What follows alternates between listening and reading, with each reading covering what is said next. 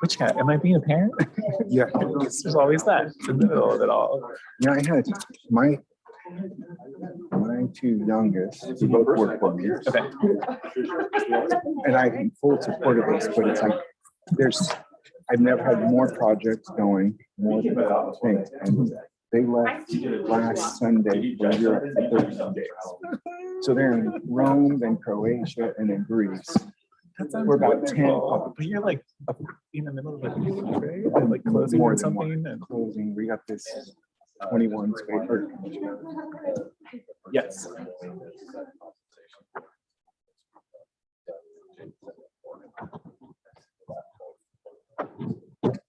Yeah. A few things.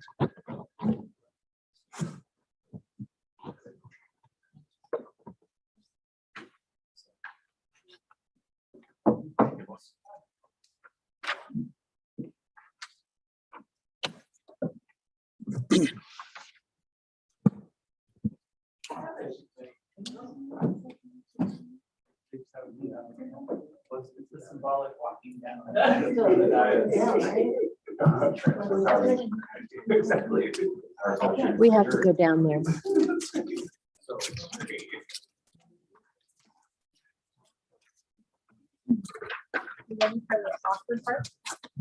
Yeah, the awkward part.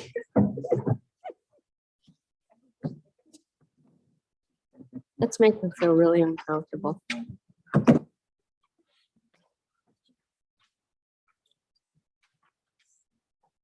Is Doreen on with us right now? Not yet. Not yet. Okay.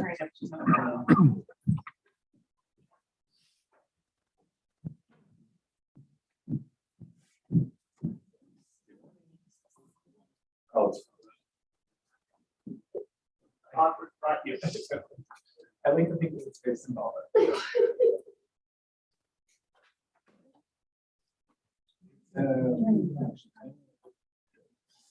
How's your night? It was good. I found something out after I hung up the phone up with you. Yeah. So, I have my website. I have a donate page. So if you would like to donate to me, I have another friend who's running this. And when you get her donate page, it's direct. No kidding. Yeah, so I said, this is standard. I think it's a good design. So anyways, we gotta get that fixed.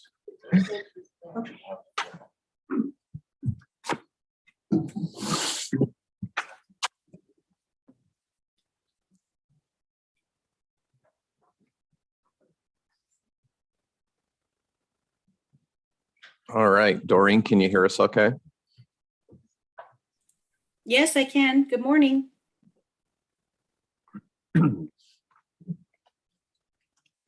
Can you try one more time? We're not hearing. Yes, hello. Can you hear me? Perfect. Loud and clear. Perfect. Because last year, Doreen, you were the chair of the compensation committee. So you get to open the compensation committee. And then the first thing we'll do is then go into election of officers for this year's compensation committee. Okay, thank you. I hereby open the compensation committee meeting. All right, so the first action, I don't know if you have the minutes, but the first action is election of a new chair and secretary. Okay. Does anyone have a motion for a new designations for those positions? Yes, this is Jason here. I'd like to nominate Denny I second. All right, as chair. All right. Do I hear a second? I second. All right. okay. So if there's no other nominations, Doreen, you can go ahead and call for the question. I'm sorry, call for the vote. Yes. I'll say aye. Aye. Aye. I'll say nay. No nays. Okay, thank you. Wonderful. And so the next position is the secretary. Last year, Rick John was the secretary. So that's another open position for nominations. Does anyone have a motion for the secretary position? Jason for secretary. I second. All in favor? All, Is that me or her? Oh, yeah, you're the chair now. So All right. All in favor, Jason as secretary? Say aye. aye. Aye. Aye. All opposed? All right, thank you. Jason? Ken, where's the notes from? Do we need the notes from last year for any of this at this point?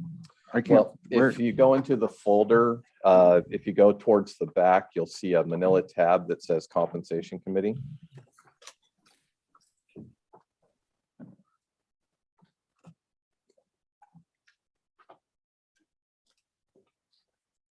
And what you'll have there is the agenda. The last year's minutes are the next 2 pages behind that.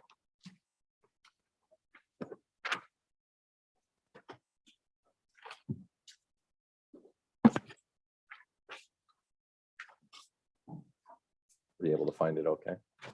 No, I've got budget instructions. I'm not seeing. Oh, there we are.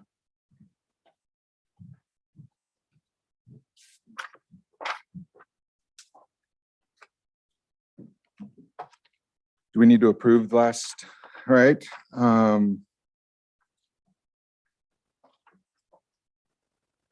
I moved to approve last, can I make that motion? Mhm. I move to approve last year's minutes on the compensation committee. Seconded. All in favor? Aye. All opposed? Oh, Doreen, are you there?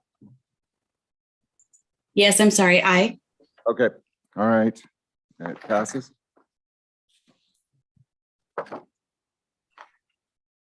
All right, so the next part of the agenda is the staff report. And at this point, I'm going to invite Patricia to come on up to the hot seat.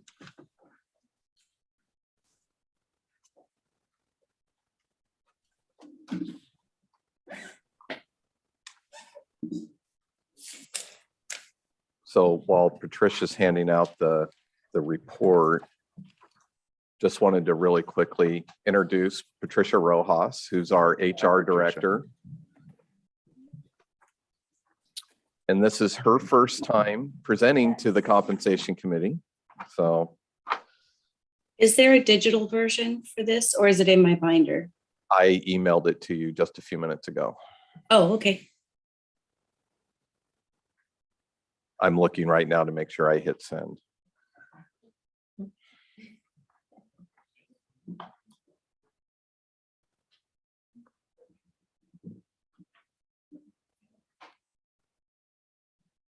Were you able to find it, Doreen?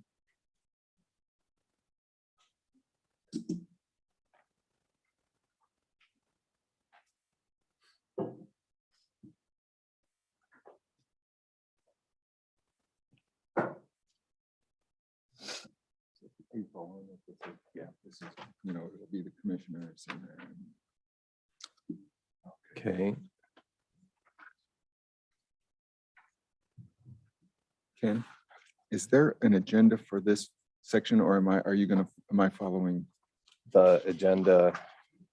So what we'll do is Patricia's going to present this report and give a brief overview of the data that's before you.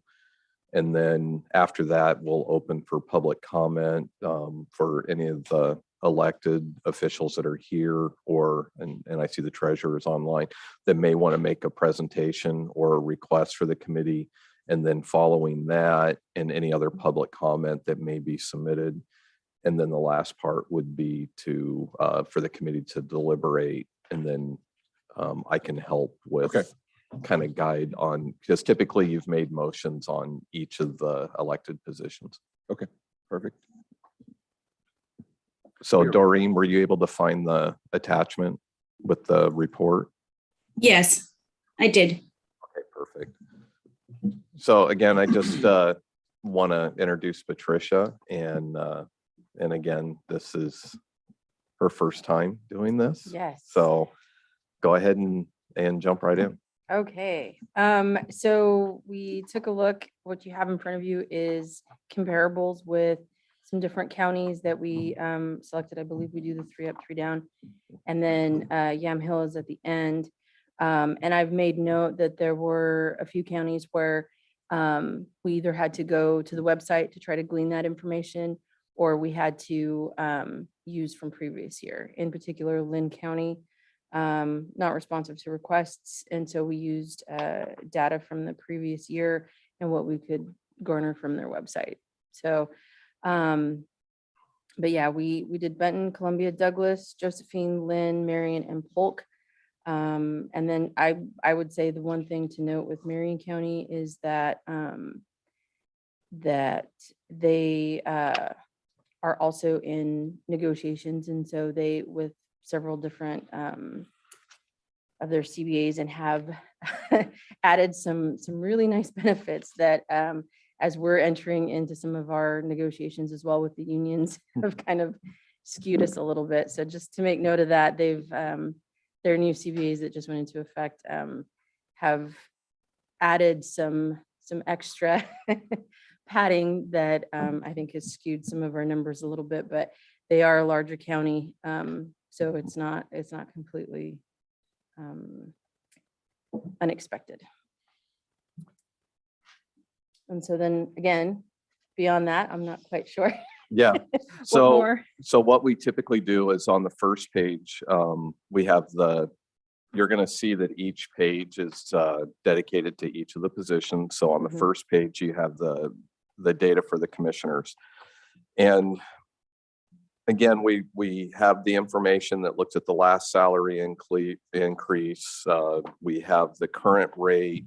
You can see the March 2022.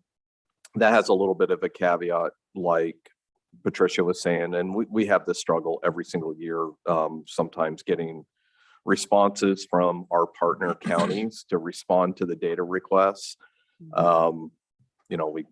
They usually reach out and ask us for the same information because they have to go through the same exercise as Mhm. well, but it's a challenge that we have. But the intent is to just provide some data of the overall look of the compensation and the benefit packages that comes with each of the elected positions in comparison to our comparable counties. So, and we typically go through each page. Okay. And so Alright. the first one is the commissioners. Yep.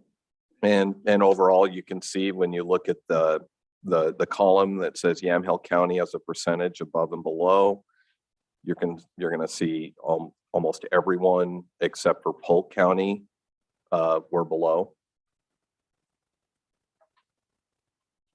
Any questions on the commissioners page? I just have a question regarding what dollars do we have to work with? Is there someplace? You understand what I mean?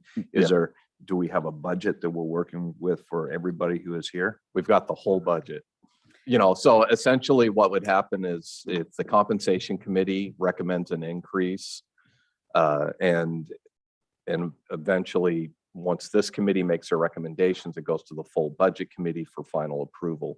If a pay increase is approved, then that's where I have to get out my calculator and sharpen my pencil Figure out what and it work takes. with the department. We figure out sometimes if an elected official was planning on coming with a request, sometimes they may have already built in that request into their budget to ensure that it was there, that if approved, it wouldn't require any further budget adjustments. But otherwise, those are adjustments that we would make.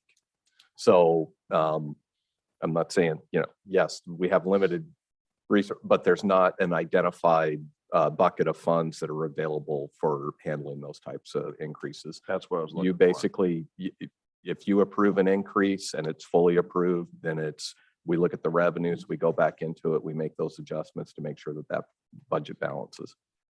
Mhm. Great, thank you. Any question on the commissioners? Nope. Okay, so if we move on to the assessor page. So from here, we can see that for the assessor, we are only behind Marion and Benton And Lynn. and Lynn, which Lynn went to state, I believe. They're now considered state of Oregon. Mm, So Did they? I don't think so. not for, oh, sorry, No. I'm thinking something else. No. That's contract negotiations. later. Contracts, sorry, Sorry. which I have to go into right after this, so I So, apologize. so for this one, the one thing that I would point out is when you get down to the bottom section and the comments, there are some responsibilities with our current assessor that not every assessment office has, which includes the tax collector duties that does Mhm. fall into Derek's responsibilities within his office. And so that is something that's, you can look at the notes, you can see where there's some counties that do have that responsibility, but not all. Mhm. Okay, and I'm just want to confirm, like, when I go back to the commissioners, so it's just change in salary March 21 to March 22. That was last year. What we approved last year was, like, when I look at commissioners, it's 0. Right. And then assessor 8.5, that was an 8.5% raise last year. Is that correct as I go through these? That sounds line? correct, Mhm. yes. Okay. So that's the, that's what's happened historically. Okay. Thank you. Okay, and so the next is the treasurer. We did not, so the thing to note here is, like, for Columbia County, the finance director holds that position as well, so that's why there's no data for Columbia County. And then within Benton County, it's a hybrid, it's a function of the CFO as well. So that's why those 2 columns, there's limited data that we have there. This, yeah, and I would just add, this one is, looks a little different too, because sometimes depending on whether that county is home rule or a Mhm. general law county, we're a general law county. So in some cases, the treasurer position in a home rule may be an appointed position and not an elected position.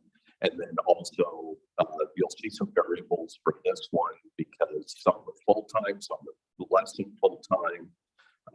You know, much like our treasurer position that was set up years ago, it's essentially, it's not really part-time regular, but the salary reflects that it's, it appears to be a part-time position. So that's why you'll see, it looks a lot different as far as salary benefits and everything like that. And it's the, you know, what the budget committee and the board had set up many years ago. On the books, does it come across as a 0.4, if I'm remembering that right? As a treasurer was a Yes. 0.4? Yeah. Yeah. We apply kind of an FTE to That's kind of what come I'm- up with the number. But Okay. yeah. And do we know realistically what that job entails? Is it a 0.4? That could be a question that when we get through the report, that we could We could- have oh. the treasurer join. Chris is and- on, okay. Yeah. Yeah, good. We got some conversation then. Okay, all Right. right. Any other questions? No? Okay, so the clerk,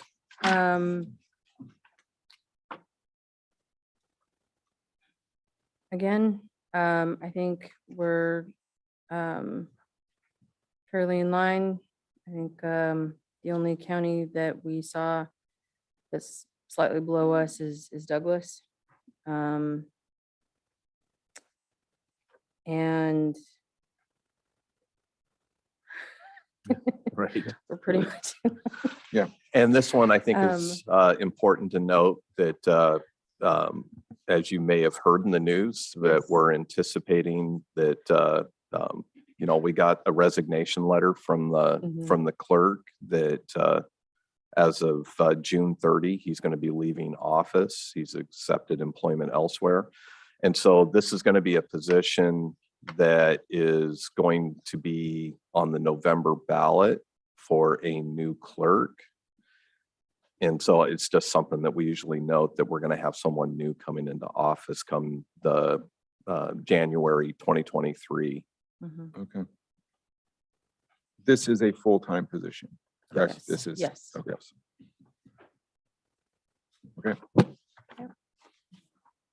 Sheriff.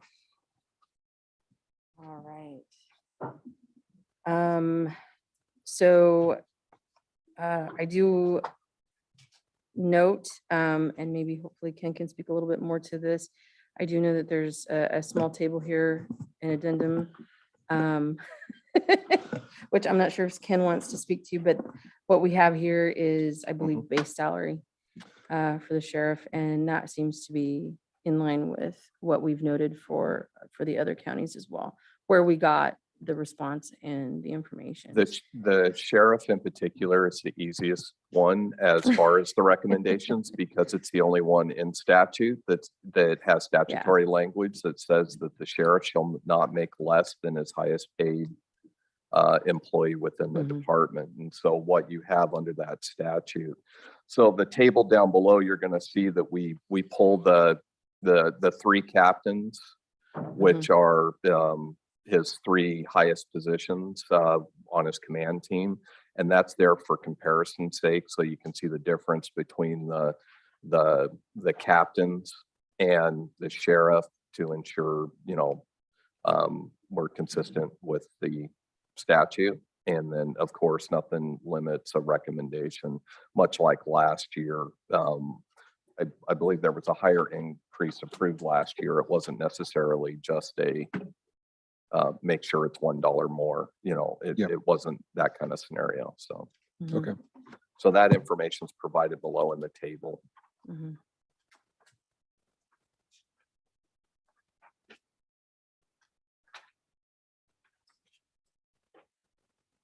Now, the next one's a fun one too. Okay, so district attorney, I'm gonna admit, I really needed a lot of guidance from from Ken and Justin on this one, because I was not familiar with how this worked. So the state funding is gonna be right under the stipend.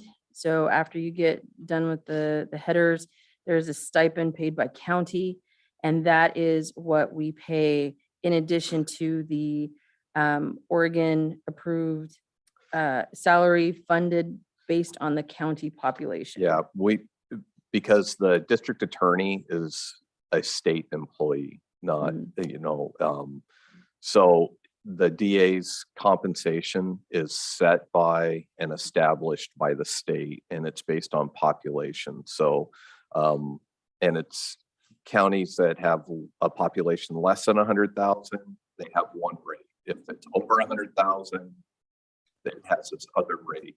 And then what local jurisdictions do, much like what we have here and what's been built into the budget, is the county has a stipend that we pay directly to the district attorney. So the district attorney is getting that stipend in addition to his state salary, and all of his benefits are actually through the state as well. Mhm. Okay.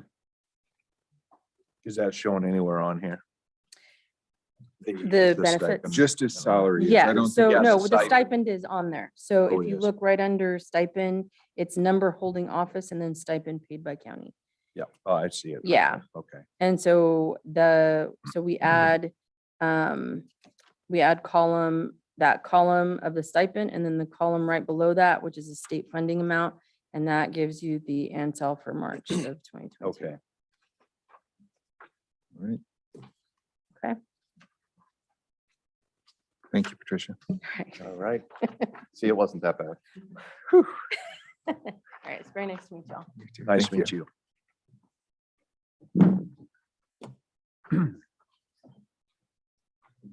So that concludes the staff report, and now it's the public comment period. So if any of one from the Let's open public this or- up to public comment. Our presentations also? Sure. All right. Good morning. Good morning. Derek Worf, Yamhill County Assessor and Yamhill County Tax Collector. Thank you, Patricia, and the admin team for putting together the staff report. A couple of things I just want to point out. Jason, new to the program. both Chair Elmer and Doreen, if you're still there. Talking into the sky.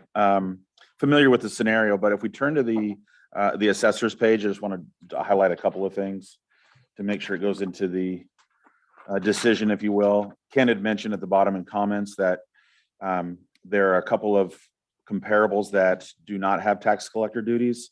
They're actually, none of them do except for one, and that's in Lynn. So all of the comparables from Benton, Columbia, Douglas, Josephine, and Marion, none of them are tax collector also. So the only one that we are comparing sort of apples to apples with, in my opinion, would be Lynn. And you see that we're still under that target. I'm not necessarily asking for parity adjustments to bring level with other counties. I think it's difficult to compare to other counties, especially when you don't add that second component of the additional duties. Prior compensation committees have worked hard to sort of bridge that gap that we had. We had a notable gap 5 years ago, and over 5 years, we've gotten there. What I'm looking for and what I've put into my budget, not asking for additional dollars, it's already in mine, is more of a market and cost of living adjustment. If you have, if you haven't been under a rock in the last year, you've heard something about inflation and cost of living adjustments.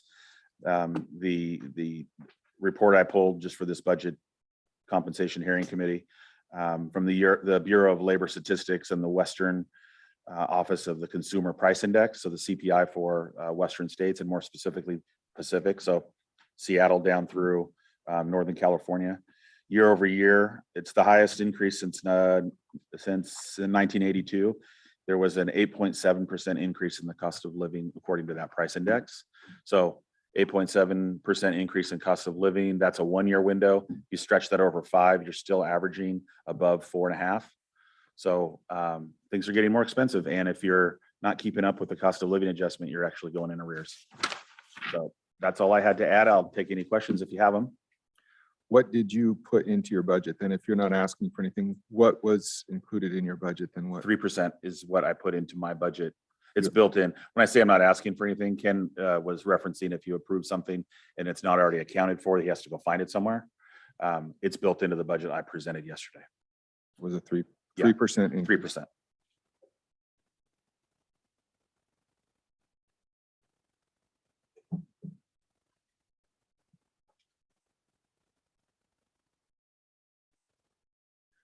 Doreen, you got any comments, questions, Jason? I don't. Thank you. All right. Now, do we do recommendations at this time, or do we leave the budget? If that budget, then when we all come together, we will vote on that specific budget. As soon as we go through all the public comments and make sure that everyone who wants to speak is given the opportunity to speak, then we would go into the deliberations and then the recommendations. All right. Anybody else would like to speak? Let's go. Commissioner Bershauer? Chair Elmer and Secretary Fields, I'm Commissioner Lindsay Bershauer, and I want to speak about the commissioner salary. And again, I'm speaking from my own perspective, not from my colleagues. But I think as you've seen, there hasn't been much of an increase in the commissioner salary over the past few years. And I think that the more important part of that is the philosophy that past commissioners have had about keeping our salaries set and stable and really prioritizing dollars into frontline service folks that work for the county, people who dedicate their careers to our county. So I can speak for myself in saying that I would rather see the dollars go into the people that actually do the work of the county and interface with the public and provide the critical services that we do. I do want to also note that you don't see any sort of roll-up costs in all of this or total compensation, but it's actually quite significant. If you consider our total compensation, it's probably about over $100,000 if you consider retirement and healthcare and all of the added benefits. We talked a little bit yesterday about mileage reimbursement, and you can see it's quite a perk.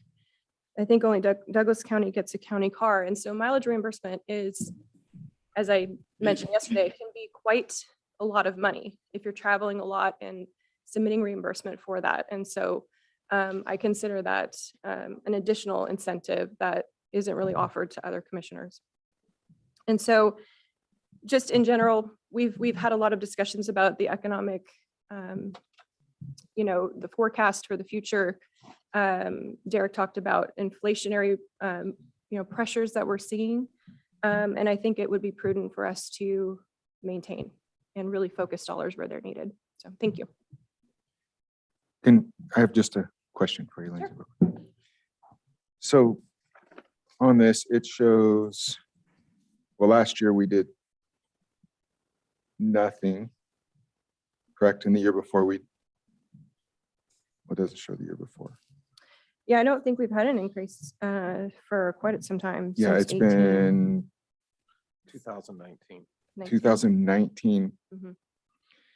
And I commend, and I love the heart and the character that is represented in all of you guys. I just also wonder, like, the cost of living is going up, and I also feel somewhat like you guys put a lot of time and effort in this. And I read and I know what you guys are doing, and I've actually asked Mary specifically, like, what, and it is a huge amount of time. So I think it's okay to be compensated. If you guys, when you talk about people doing the work of the county, you guys are doing the work of the county.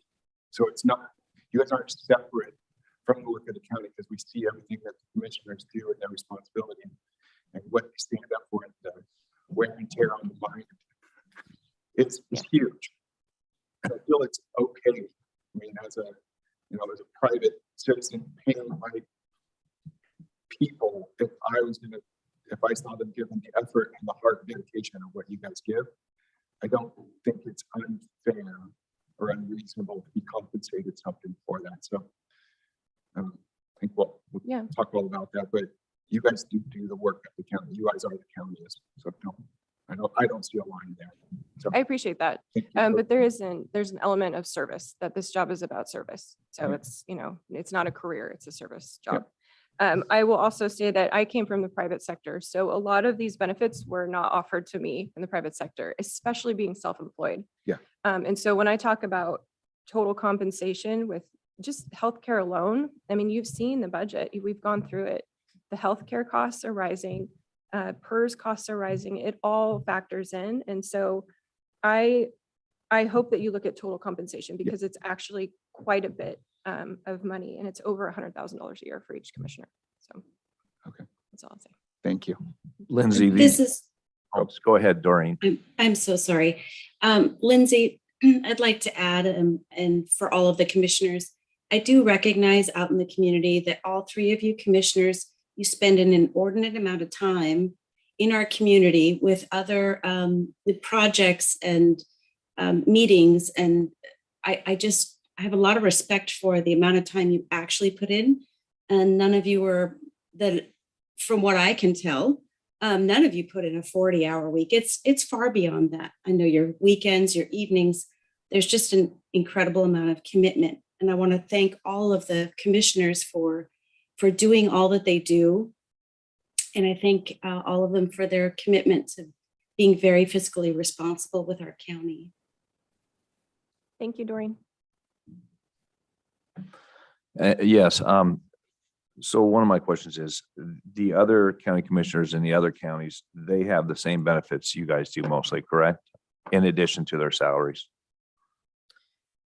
As far as I can see, they don't seem to have mileage reimbursement available. And then it looks like maybe our wage replacement, our short-term disability is a bit higher in terms of that option. Well, one thing I'd like to say is, this is my first time of ever doing anything with you and all three of you, and all three of you are so incredibly professional, and I just can't believe the knowledge that all of you guys have. And I'm so impressed by the amount of work and time that you guys spend in this county. And I believe that you guys should be compensated. But I also respect your feelings on what you're doing for the community. So thank you. Thank you.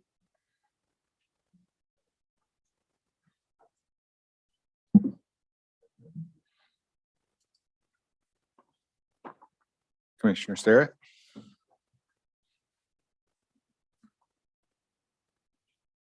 Good morning. My name is Mary Starrett, Yamhill County Commissioner. I've been a commissioner since, in a couple of weeks, it'll be 8 years, in 2014. When I took this position, there was a certain amount that it was, this is what the pay is for this job. And I made a commitment then that I would hold my salary flat and not accept any raises. And the reason why I did that, and I've declined PERS, the reason why I did that is, again, to the point about the compensation package, if you look at what people in the private sector are either getting through their companies or not getting, it is what I like to call, I started calling it the Cadillac of health insurance. It's more like the, I don't know, the Bentley. It's really good, comprehensive health insurance, not only for us, but for our entire families. And that is a significant amount of money that we don't have to pay out of pocket. I, again, try to align and parallel what I do with the private sector. And this is, if you broke it down by hours, it wouldn't even be minimum wage, because as we've heard, it's nights, weekends, it's all the time. If you do this job right, it's all the time. And I think that it is a service position, and to say that it's a job really does disservice to the people who have put us in office. So again, when I go back to the private sector and I look at what has transpired, those folks in our county did not get the option of getting a regular cost of living adjustment or the benefits that we have. And when you think about the fact that our employees are getting retirement, their retirement pay, people in the private sector have to figure out how they're going to fund their retirement. And for some people, it's really a daunting prospect. I do believe that it's important for us to constantly be thinking about every dime that we spend here, someone sitting at their kitchen table, filling out their, trying to figure out how to pay their property tax. Can they pay the whole thing? Can they pay a quarter of it? Can they pay half of it? Can they pay any of it? And so I'd like to keep that in mind, and for no other reason to just say that we have to always keep an eye on what the folks that are paying our salaries are up against. And it certainly is not the salaries and benefits that we enjoy here. So thank you. Thank you, Mary. I was gonna say something, but I want to note that the treasurer has had their hand raised for a little bit. So Oh, well, we'll jump in to. deference to somebody who's older than me, who lives next door. Okay, well, let's, Chris, are you available? Promoting right now. Okay. Thanks for seeing that. Okay, it's my job.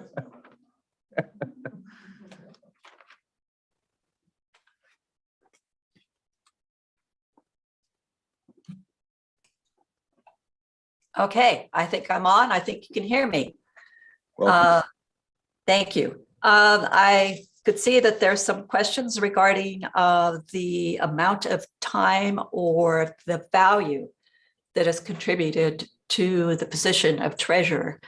I wanted to bring up a couple of points. One, as far as I know, this salary has been the same for over 10 years, has never been increased.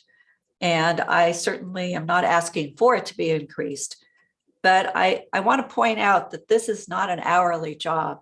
This is a job with vast, far-reaching responsibility that I manage on average, $62 million that the county has, and I invest it wisely. I make certain that the cash flow is there for the county when they need it. So in other words, I invest in a very short-term, but cash flow directed manner so that we have consistency in income and we have consistency in what's available to the finance director as he manages the daily finances of the county. If you were to look at the private sector, if you look at my position as an hourly position and you say it's 40%, then that means I get paid $30 an hour. You cannot find a money manager that would ever begin to work for the county for $30 an hour. I would think that $60 an hour is probably more appropriate, and that would still be at the low end of the scale. I work hard on this, and I would be deeply offended if my contribution to the overall economic well-being of the county would be discounted by changing anything about this position. Questions? Changing anything, you mean about giving more money? What do I you- don't want more money. I just heard that there was concern that I wasn't earning what I was being paid. Okay, No, if that came across as I was questioning that, it was just complete ignorance to what was the role, how much time was allotted. I was just trying to do the math. There was never anything personal assumption towards you, your role, your quality of doing your job. That was never intended to be insinuated in any way. Okay, thank you. Because it is not an hourly job. Let's Yeah, be- no, like I said, I had no idea what the requirements or what, I was just looking for details to give me an Sure. idea of, Okay, so I manage and write the investment policy for the county, and I also monitor and pick the people that the county does business with for trades. And I work with an investment committee of local professionals to determine that we are keeping within the state guidelines for our investments. And I do not get paid any benefits. And I don't want to be paid any benefits because I am, for all practical purposes, retired. Other than this, and I have my own benefits. So I think the county's getting a bargain, quite frankly. okay. Well, I appreciate what you do, and I guess we will take all that you have to say into consideration and see how we move forward with that. Thank you. Appreciate it. Thank you. thank you. Thank you. I do have one. All right, Commissioner Kula. Hello, Casey Kula. I'm a Yamhill County Commissioner. I'm a farmer. And I do want to note, so you all know that I will be done January 1, 2023, and there will be somebody who will be sitting in my role. I don't know whether they'll be on your left or on your right. But I do think it's important, as Denny noted, the three of us all have the option to not take the salary if it was increased. And so I think that's an important thing for you all to recognize, is there's nothing stopping us from not accepting an increase on our own as individual commissioners. I hear what Denny is saying, and I've heard your argument now for 2 years. And in previous years, or in the last year, I kind of discounted it. I was like, no, we're okay. But what I'm now sitting here speaking is really on behalf of possibly somebody who's behind me, or possibly another person who will be sitting in my position as a new county commissioner. And you have the option to do even a slight raise to recognize that the salary hasn't kept up. So this is really about the future now. To me, there's been conversation about the mileage reimbursement. I actually think you probably have the authority to remove that mileage reimbursement so that it's not something that you have to consider anymore, because it'd be a nice clean, like, oh, nobody has a mileage reimbursement except for somebody who has a car. And they use their car. I've seen them around. So it's something to consider, is that that new person can have a salary that's commensurate with their current work in the community, so that they don't take a financial loss when coming into this role. Or they can choose not to do that. All right, so All right. thank you. I won't be taking it. I mean, if you choose to, I wouldn't be taking it. I would be holding at what I currently do. But I think that it's important for you to consider that you can do that for whoever's coming ahead. Got it. Casey, And I'm sorry, Doreen, that I'm not looking at you on this. screen. That's okay. I guess the cameras don't work. It's best if I can just hear you speaking to the microphone though, but I actually do agree with what you're saying. I am curious, and if you happen to know offhand, or if anyone does, how much do we really expend in mileage reimbursement along the way, just out of curiosity? I think that the total, Doreen, my understanding was that $2,300 has been expended year to date in travel reimbursement, which I don't think is just mileage. Okay, well, thank you so much, and thank you for serving. It's everything. It's Okay. not just mileage because I'm trying to think during the current fiscal year, I think the big thing was AOC conference, I believe. So, Yeah, I think so. so all of that would have been included, any lodging, meals, possibly even registration. I'm not. That's what I'm trying to 100% remember sure. too. Carolina kindly does registration for me. So there's just a few things for you to think about, Doreen. Well, I was just thinking that it's probably not terribly large anyway. So thank you. No, but thank you very much for your time. Thank you. thank you. And obviously, thanks for serving all of us. Absolutely. Right, anybody else? Is there anybody else online? We're looking. Right. You wanna attend?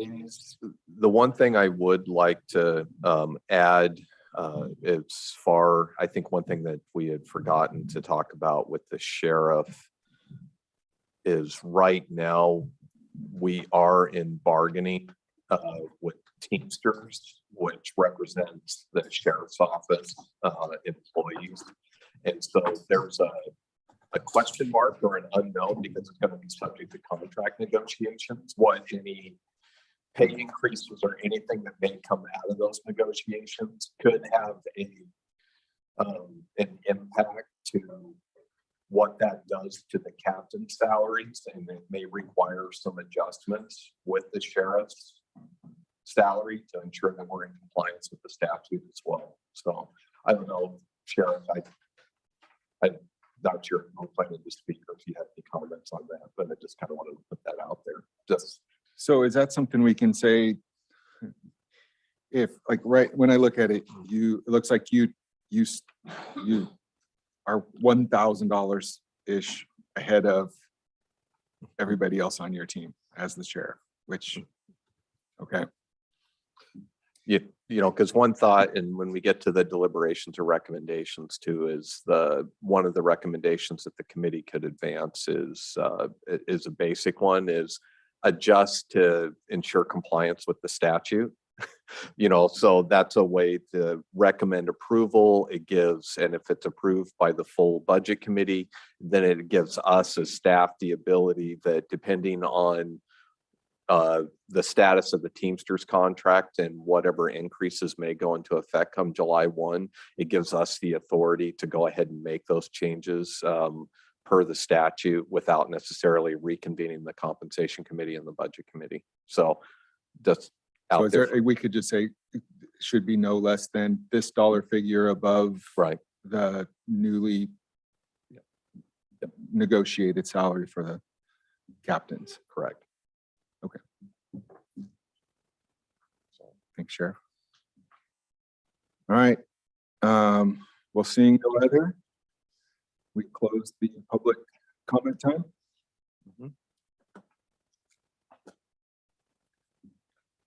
So for the next one, if you'd like, I can help kind of facilitate the discussion, I think, right. and we can go through the list. All right.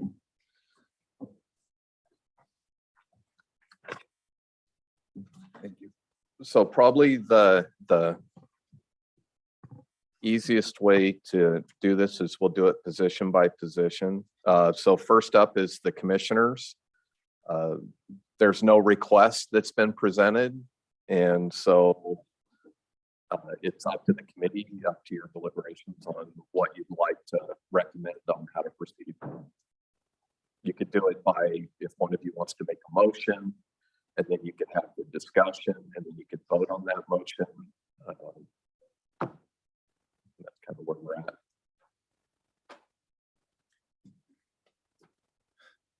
Is Doreen still online?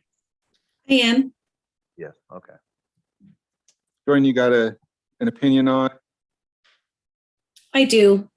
I think that we should propose either a 2.5% or a 3% increase.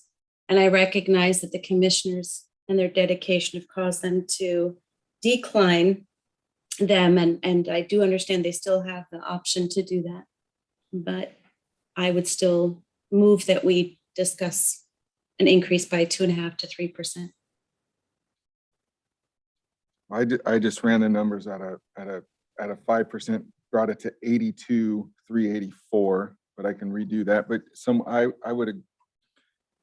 I would agree with Doreen as at least some form of cost of living increase and to some degree. I'm in absolute agreement. However, it will, I think we should move forward on that. All right, so Doreen, you want to make a motion on what you're thinking? I move to increase the commissioner's salaries by 3% annually. Are we giving just recommendations now? Or are we doing? So this is a motion, and it's a motion to recommend, because all of these are recommendations are going to be presented to the full budget committee when we go Yeah. into deliberations. Do we need to do the whole motion vote? Yeah. Okay, all right. You made a motion of a 3%? I have. I would like to ask a question about what you just said, though. You said annually. I don't think we would want to do it annually. Did I hear that wrong? Oh, I don't mean that it's paid out annual, but it's based on annual compensation was my point. Mhm. I second it. All right. Any further discussion? All in favor of a 3% increase of the commissioner's salary? Say aye. Aye. Aye. Oppose? All right. Okay, so the next position is the assessor. And as you heard from Derek's presentation, there's a request for 3%.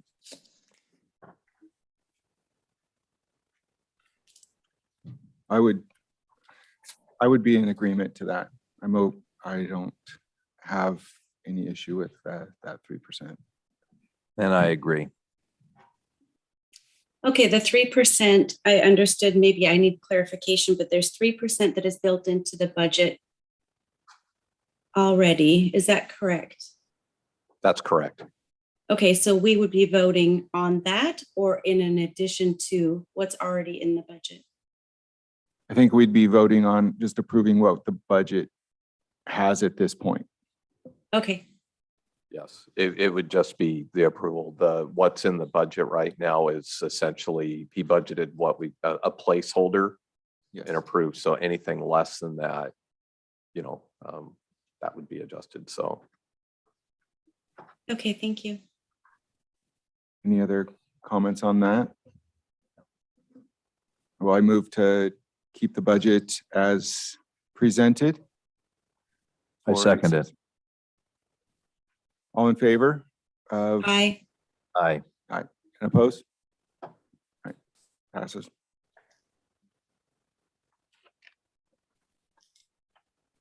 all right, the next position is the clerk. And the clerk built in a 2% increase into the budget, but I haven't heard. I did get a communication from Brian this morning that said that he's meeting with election workers. That's why he's not able to join us this morning. So it looks like he built in a 2% increase into the budget. So my assumption is that there's a request for a 2% increase to the salary.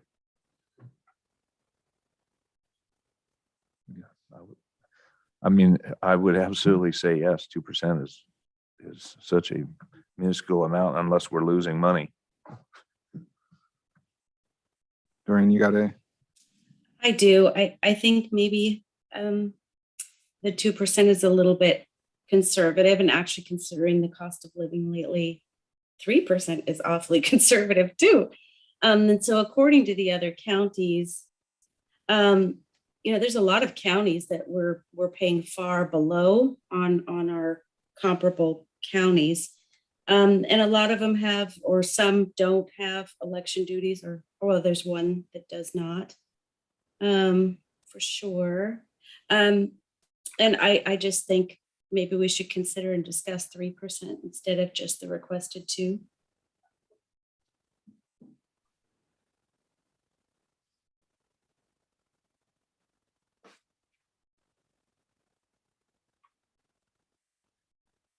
I'm not opposed to that, other than we have a new person coming in. I know that shouldn't make that big of a deal, but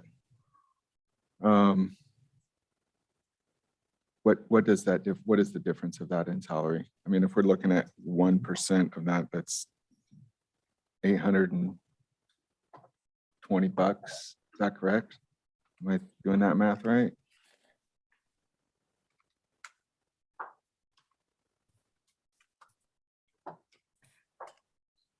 $823. All right.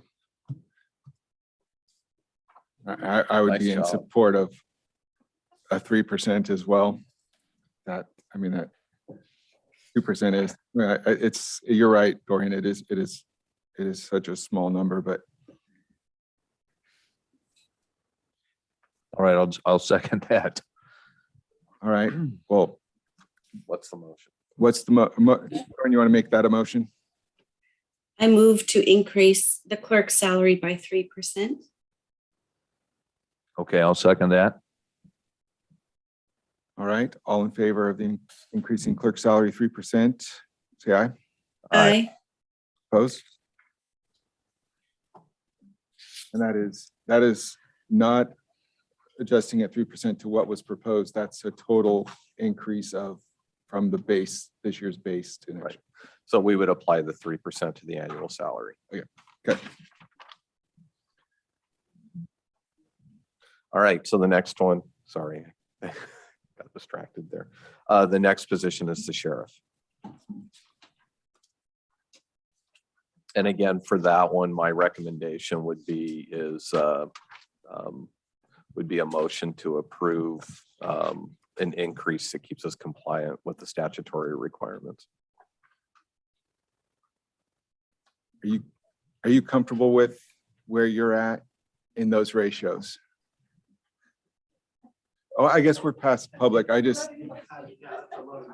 You can ask questions. I can ask questions. Like, I appreciate that. No, it's, as the commissioner said, I do this because I enjoy what I do. I'm a public servant. It is a career for me. It is kind of odd that when I'm making decisions that affect law enforcement for the entire county, that I have people who work below me that are roughly $100 less in pay.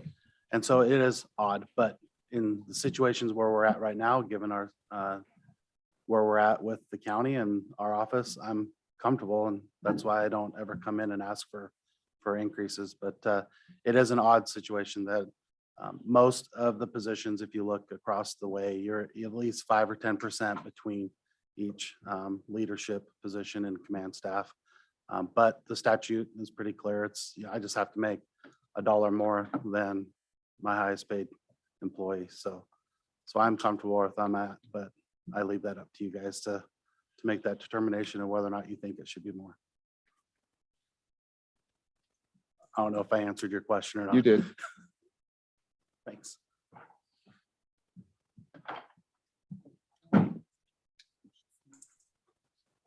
Hey, Dorian, are you trying to talk? No, I was muting some background noise. Okay, all right. Anybody, I'm just gonna go with my gut on this, and we're gonna come all back together so I can be shot down, but I'm gonna throw something out there. So I'm gonna say it should be $6,000 more than, I know that's not much, but it's at least, that's $500 a month more than everybody below. In my mind, that should be, there should be a bigger difference. But if we start, I would say, I would like to see that, for me, I'd like to see that grow over the next few years to show the responsibility.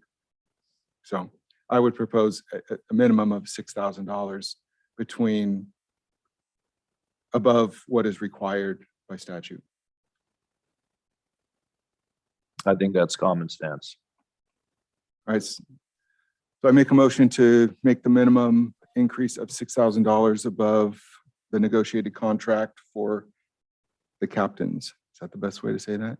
Sure. Got that? And I second that. Any conversation, any thoughts, Dorian?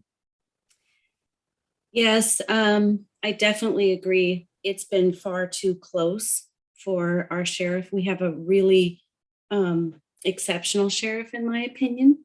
And he has such a vast variety of duties, so many different areas to oversee.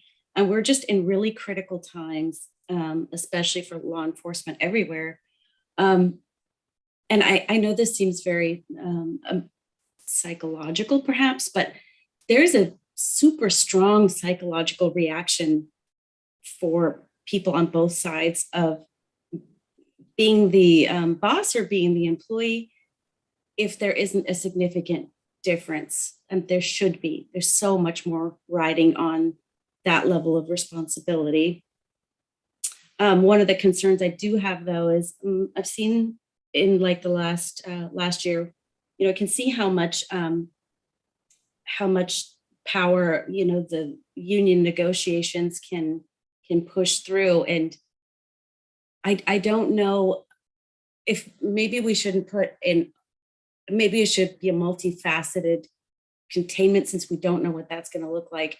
And I mean that for the sake of our overall budget. So if, you know, I don't even know what the average increases have been for the union contracts, but some of them have been aggressive over the years.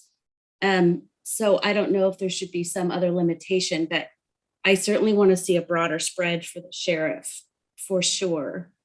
Does anybody know what the anticipated percentage of increases are that'll be seen for the rest of the department?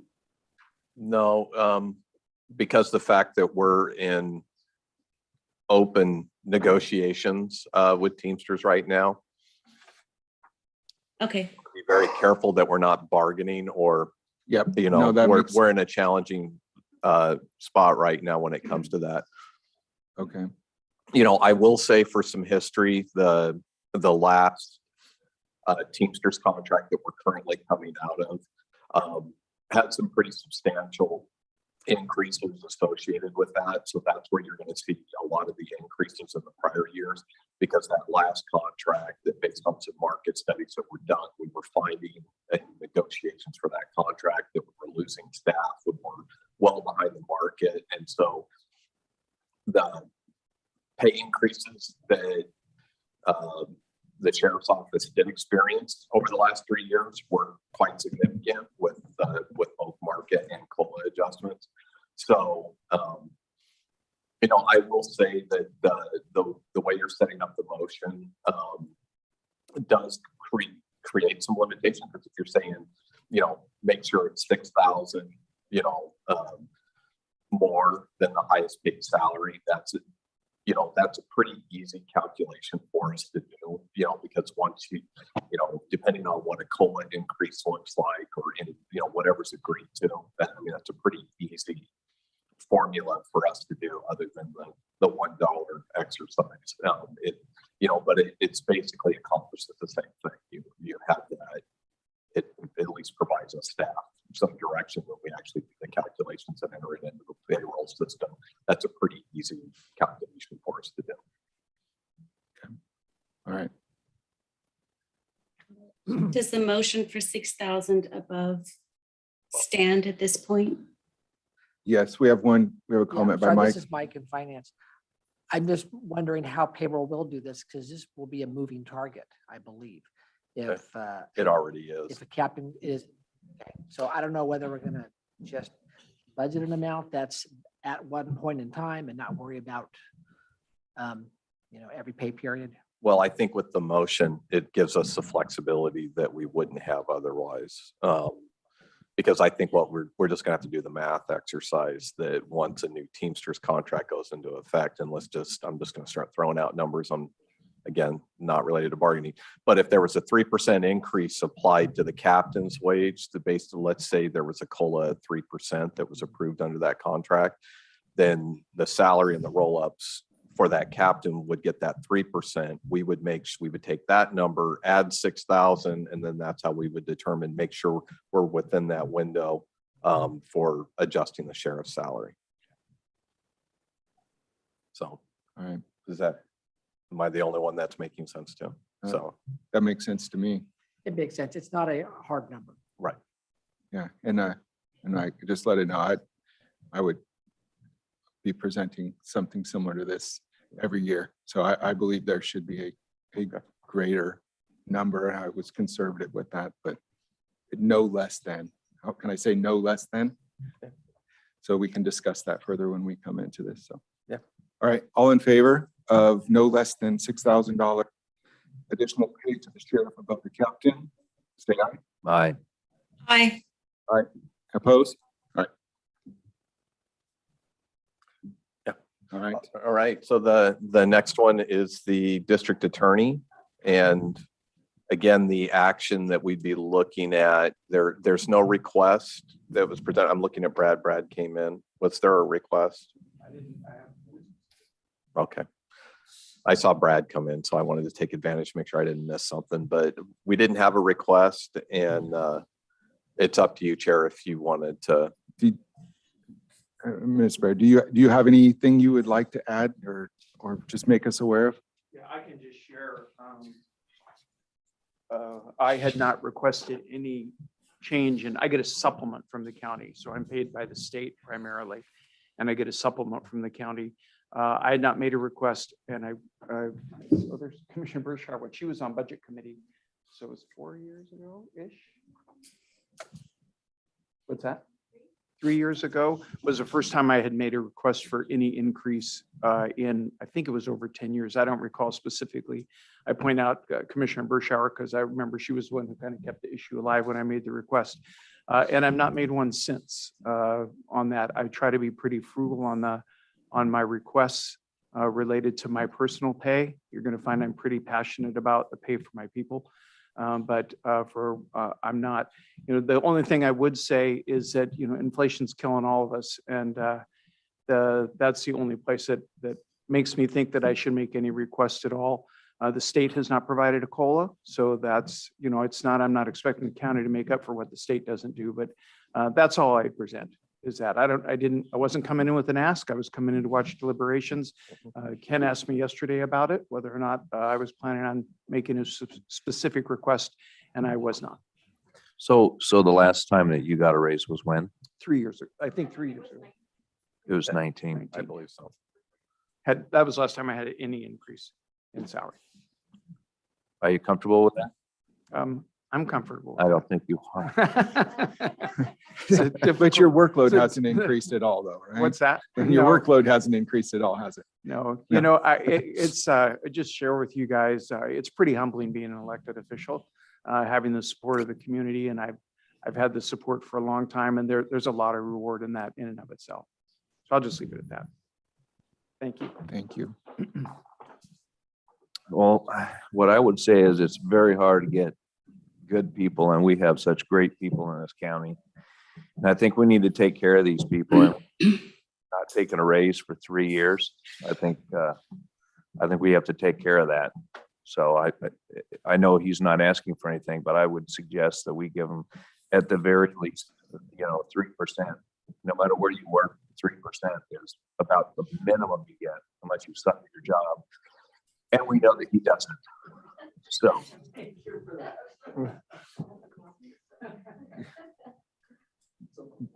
And you are saying a 3% raise on the stipend from the county. That's what you're referencing?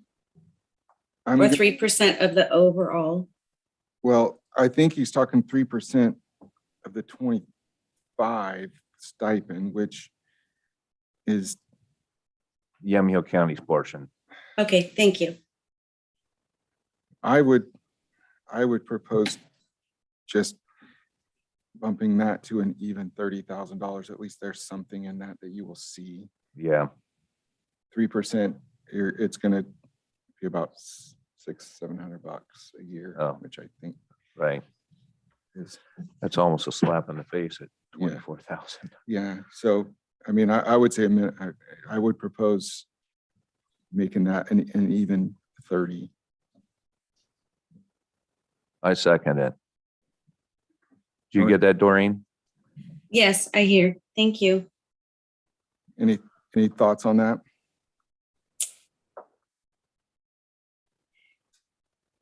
Not in particular. I'm just thinking about it. Right. First. That would make a 3% on the total. Okay. I still think that's acceptable. All right. I move that we move the district attorney's stipend to 30,000 even per year. I second it. Any conversation, questions? All in favor, moving it to $30,000 for the district attorney, say aye. Aye. Aye. Aye. Any opposed? Okay. All right, and now the next position is the treasurer.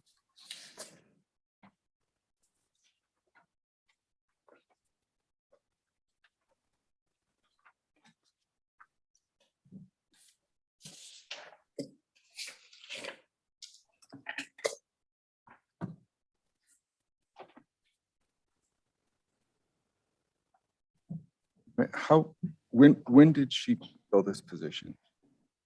I think Chris is still on there.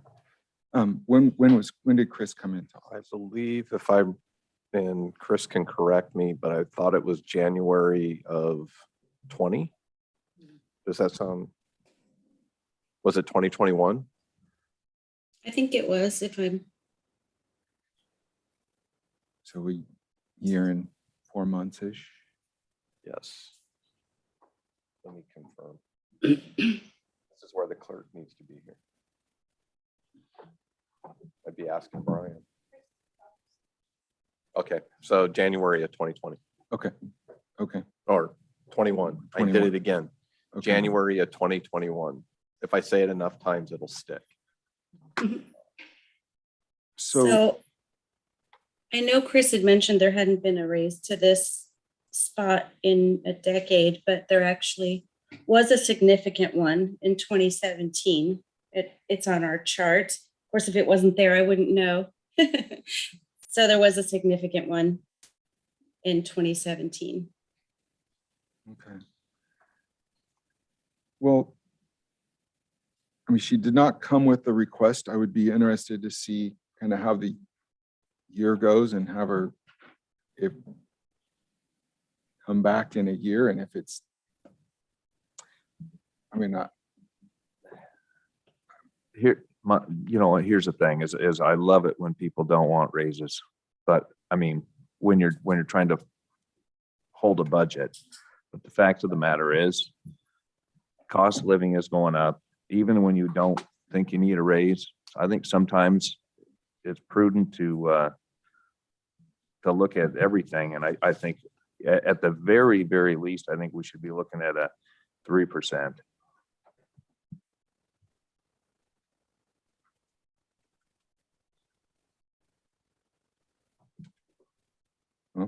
Dorothy, you have any thoughts on that?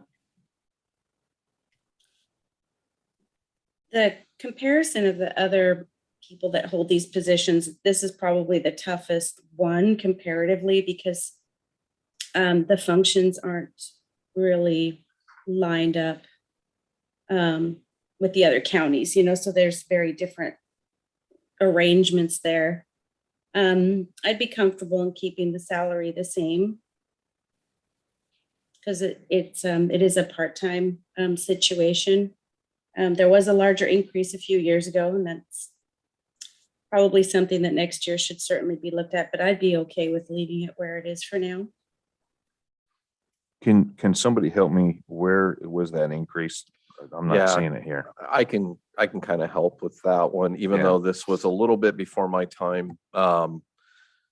So in kind of going backwards, so when the position prior to 2013, the position was a full-time position. In 2013, it was made a part-time position.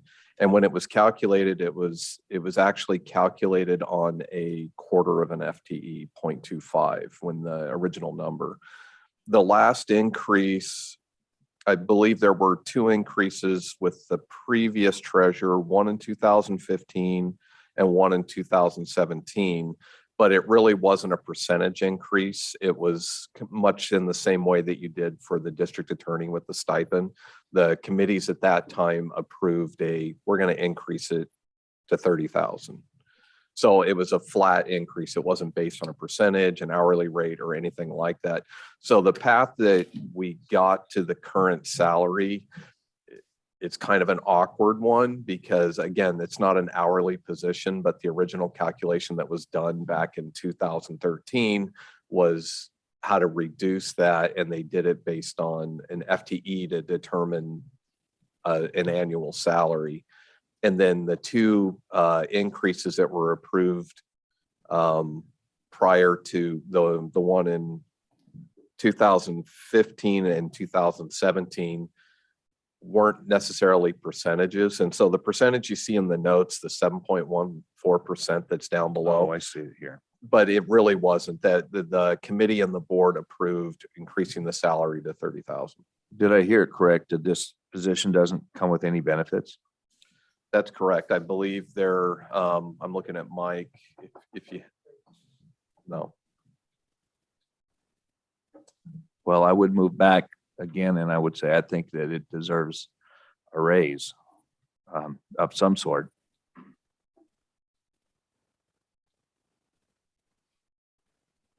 Well,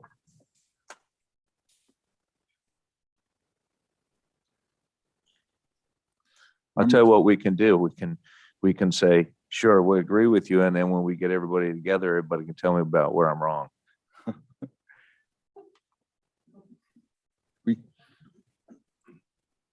where are you at on this, Dorian? Well, 3% is $900. So that's not, an avalanche considering the size of the salary to start. Yeah, So- no, I hear you on that. And I mean, hearing, Chris's commitment to what she's doing. So, yeah, we can take that and we'll go ahead. Okay, so I move that we add a 3% raise to this. All right. All right, I'll second that. Dorian, any discussion? No. All right, all in favor of a 3% raise to the treasurer's salary of $30,000, say aye. Aye. Aye. All opposed? All right. All right, so I believe that is all of the elected positions and the recommendations. And so the next item on the agenda is any other business as necessary.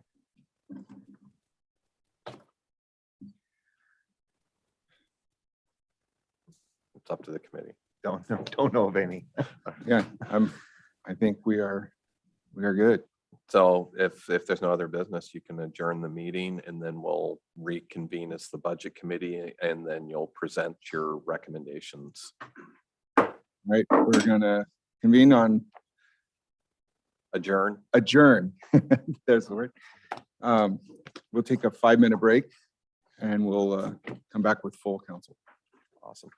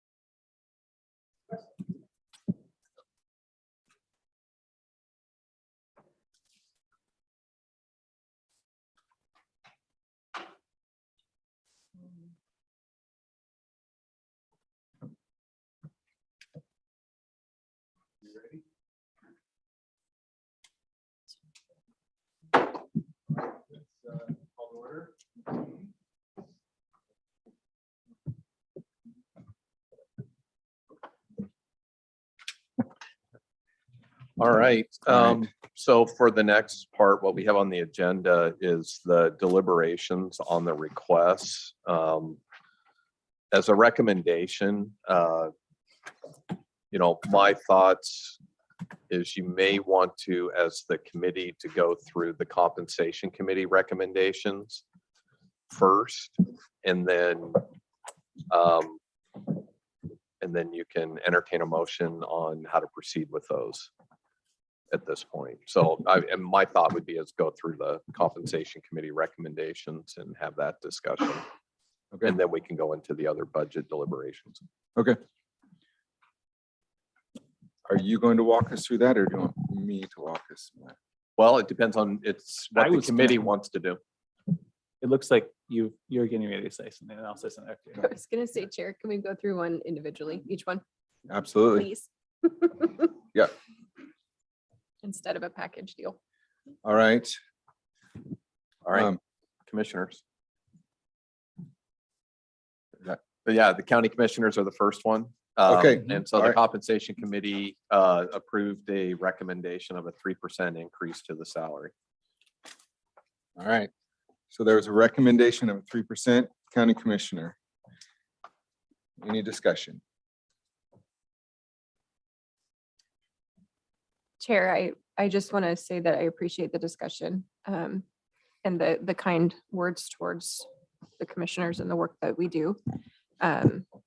We do have the ability to decline the increase individually, but I don't feel comfortable in voting to increase my own salary, so I will be a no.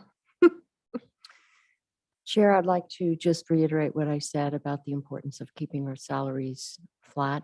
And so I would be declining any raise that was offered. And then Chair, while we're at it, since it's fun to do every other, I think that the budget or the compensation committee's recommendation is a good one looking forward at the future. We want to make sure that I want to make sure that commissioners' salaries are commensurable with the work that they do. So I think that's a good idea. Again, we've expressed that we're not going to be taking it, but I think that I approve I concur with your recommendation. In the spirit of Robert's rules and just for some process things, I would probably recommend that we should probably have a motion be made on the recommendation, and then we can enter into the discussion. And so then that way we don't potentially miss a step. Got it. So we need a motion, then we do discussion. Yeah, we can, Oh, I mean, oh, we so I don't make have a- to, Okay.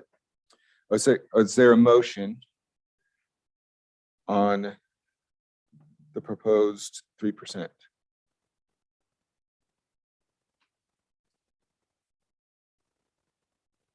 Well, I would move that we approve the 3% as recommended. And I would also move that we remove the mileage reimbursement that's part of the compensation package. But I'm not sure if I can do that since it wasn't recommended by the compensation it was committee. not, that would probably be a policy discussion with the Board of Yeah, Commissioners. okay. later. Scratch that. I move that we approve the recommendation of the compensation committee. I second. All right, we have a first- any discussion?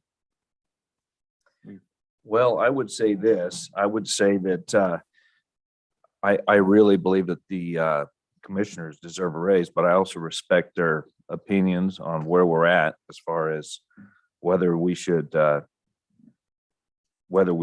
move ahead on this or not. And I will vote with the board however they want to go. Oh, it is your vote. Right. I would remind you that, of course, we aren't taking them. We have noted that we won't be taking it. So this is really thinking about people in the future, if that makes sense, who are going to be holding these offices. Right.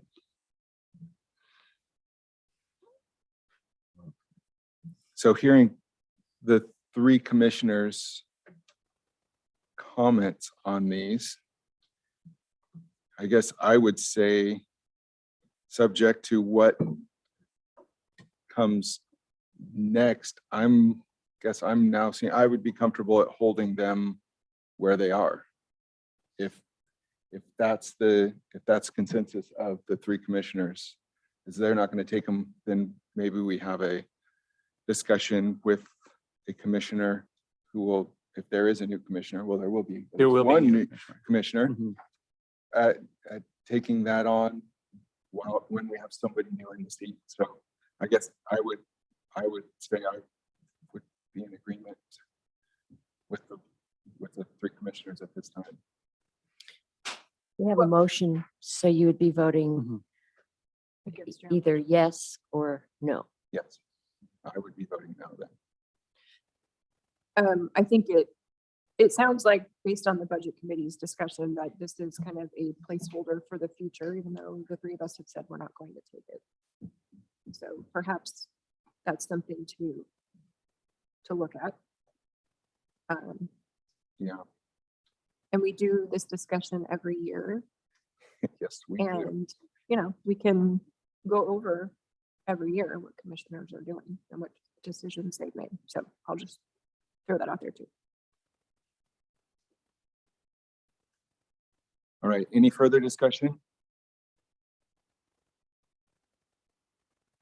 All right, so we have the motion on the table for a 3% increase. All in favor? Say aye. Aye. Aye. All opposed? Aye. Hi. Nothing like changing your votes. Right. Okay, Mary Beth is not impressed. Mary Beth is in the audience. She's expressing her opinions right now. Right. and, All right, so the next one's going to be the assessor. all right. Assessor built in a 3% increase in his presented budget. So we have a motion to accept that increase as presented. So I make a motion to accept that. Do I need that? You can make the motion of a 3% increase to the assessor's salary. Okay, I make a motion to accept the increase of 3% to the assessor's salary. I second it. All right, discussion? All in favor of a 3% increase to the assessor's salary, say aye. Aye. Aye. Aye. Opposed? Aye. I love Derek, but I'm really going to try to be super, super, super fiscally restrained this year. So, thank you. Okay. Treasurer.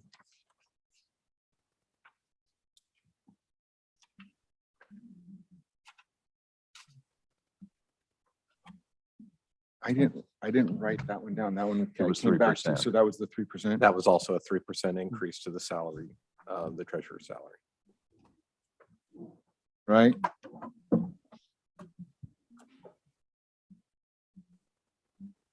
I'll make a motion that we do a 3% increase to the treasurer's salary of $30,000. And I second that. Discussion. I just wanted to add a little bit about that. While we know that our treasurer is working hard, this is the job. The job requires working hard. And also that the first time ever we have added an expense to this budget for, what is the name? What was the contract? The name of the organization that's going to be basically doing data review and looking at what was that added to? Do you know the name of that? Clearwater. And that cost was? It was about, was it about 15? I don't remember off the I think top it of was my head. about 15,000. 15,000. Because So, it's not actually built into the budget. Mhm. It's right. And but it's an extra expense to the office. And I just think we need to factor that in. So this is not not to disparage the sentiment. I just think that was an increase that was added and we have to factor that. Commissioner, I do want to note, Chair, that I don't believe this is it was technically an expense of the office. Well, it's being which is paid why it's not for- in the budget. It's being paid for by the interest that we earn on our money. Yes, exactly. So. Right. It's an investment expense, but it's not an expense in the budget. Well, nevertheless, it's money that was expended to pay for that.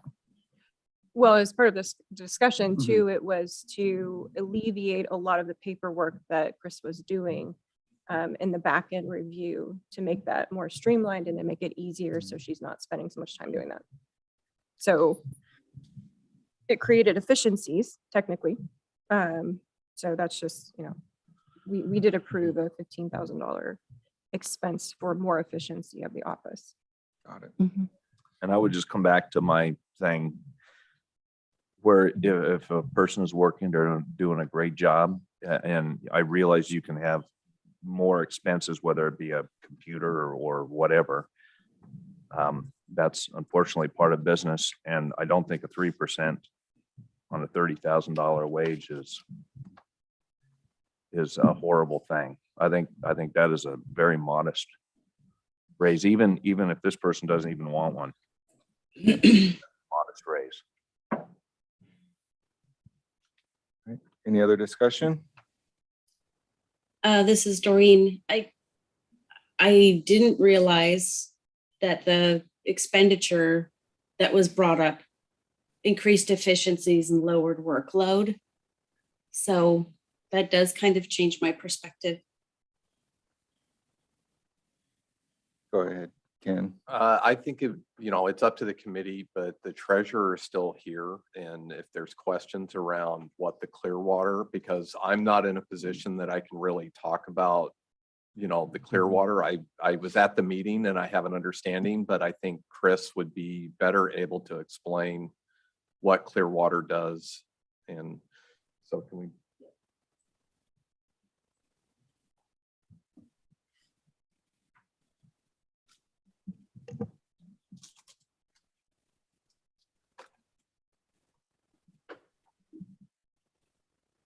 Hello, I'm happy to address, you can hear me, I assume. Yes. Yeah, okay, I'm happy to address Clearwater. Clearwater was not to save me time.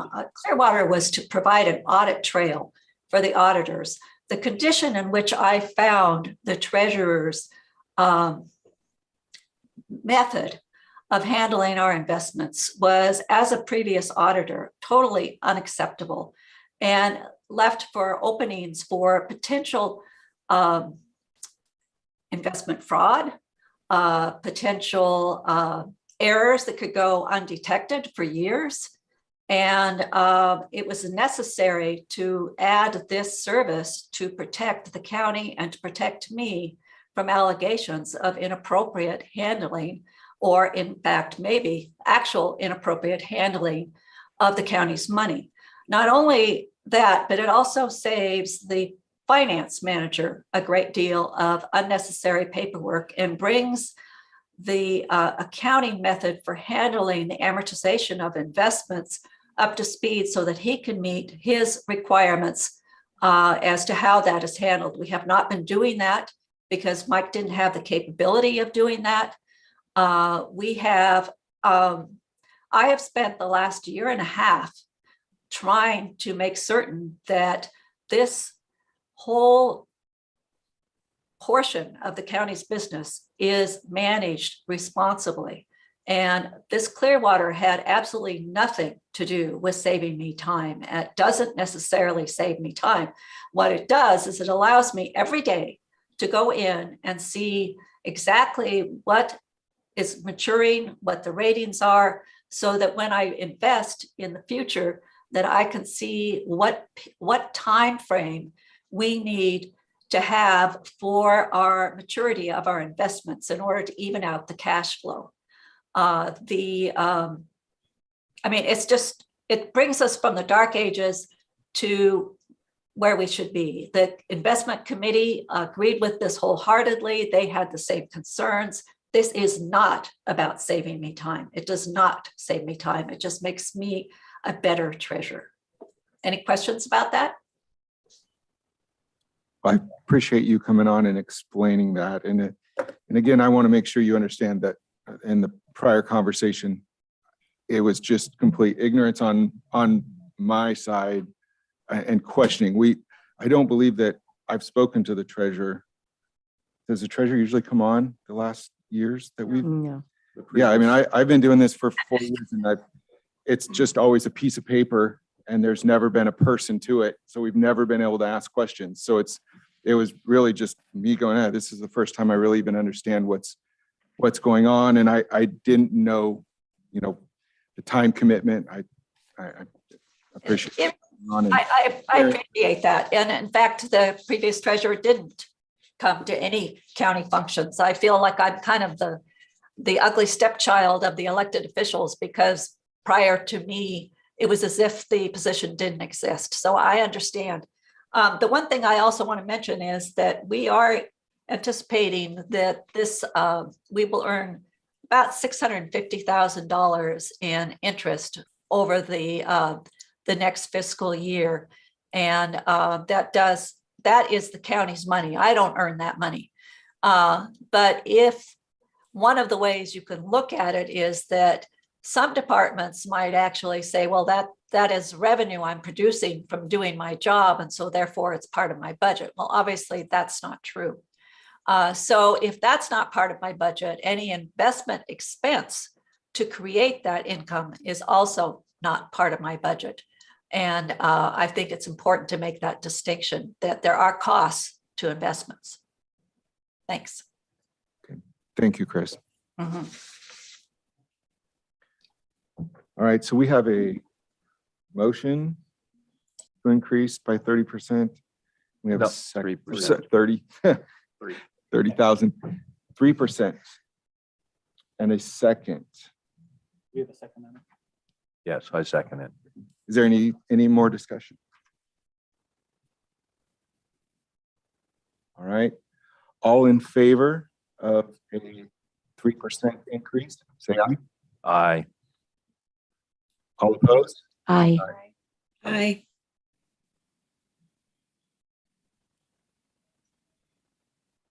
I believe, Chair, under this situation, the motion fails. Motion fails, correct. Okay. But you might want to explain that to just for the record. So. Yeah, sorry. Oh, So, It was a tie. It was a tie vote, just to confirm. okay, got it. So based on the tie vote, the motion fails. It's a no.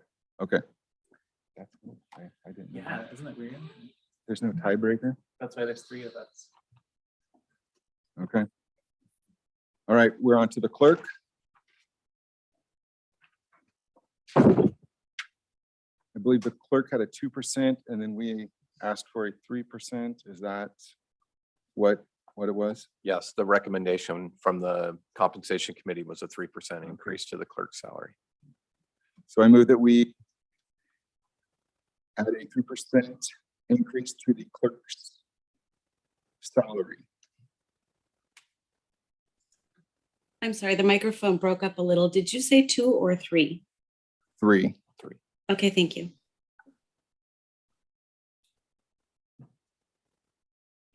All right. And Chair, I would just say, I was in the audience, obviously, but I recall that the compensation committee in previous years, part of their raises were reflective of the person who was in the role and how outstanding you believed that person was doing.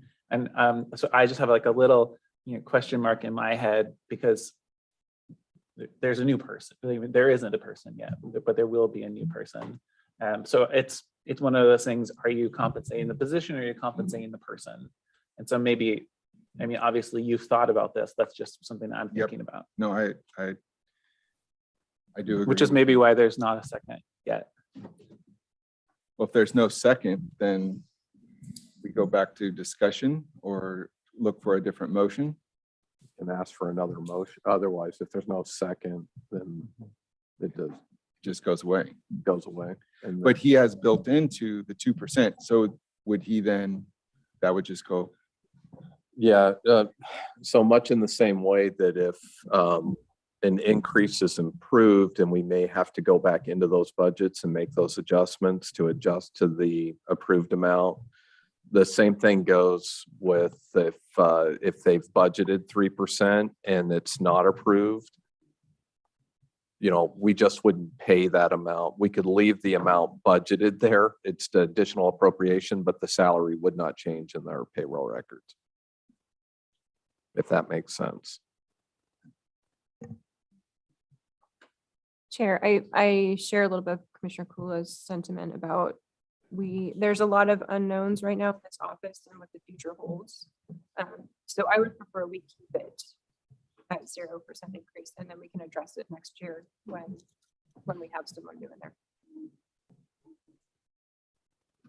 Can I second that? I don't know, is that Is what that we're a doing? motion? Are you making a motion? I don't know if we need a motion. Chair, for clarity, I can make it, just that we hold the clerk's compensation at the 21, 22. Or the 22, 23 year. It was like watching Commissioner Okay, Sarah I'll say second this, that. right? All right, any further discussion on that? I couldn't hear the last comments. I'm sorry. Commissioner Kula, could you repeat what you said? Sorry, Doreen, I turned my microphone off. That's okay. I move that we hold the clerk's compensation for the 2022, 2023 fiscal year at the same level as the 2021, 2022 fiscal year. And I will second. Yeah, okay. All right, any further discussion? All in favor of keeping the salary at the current level of the 21, 22 fiscal year, say aye. Aye. Aye. Aye. Aye. Any opposed? All right.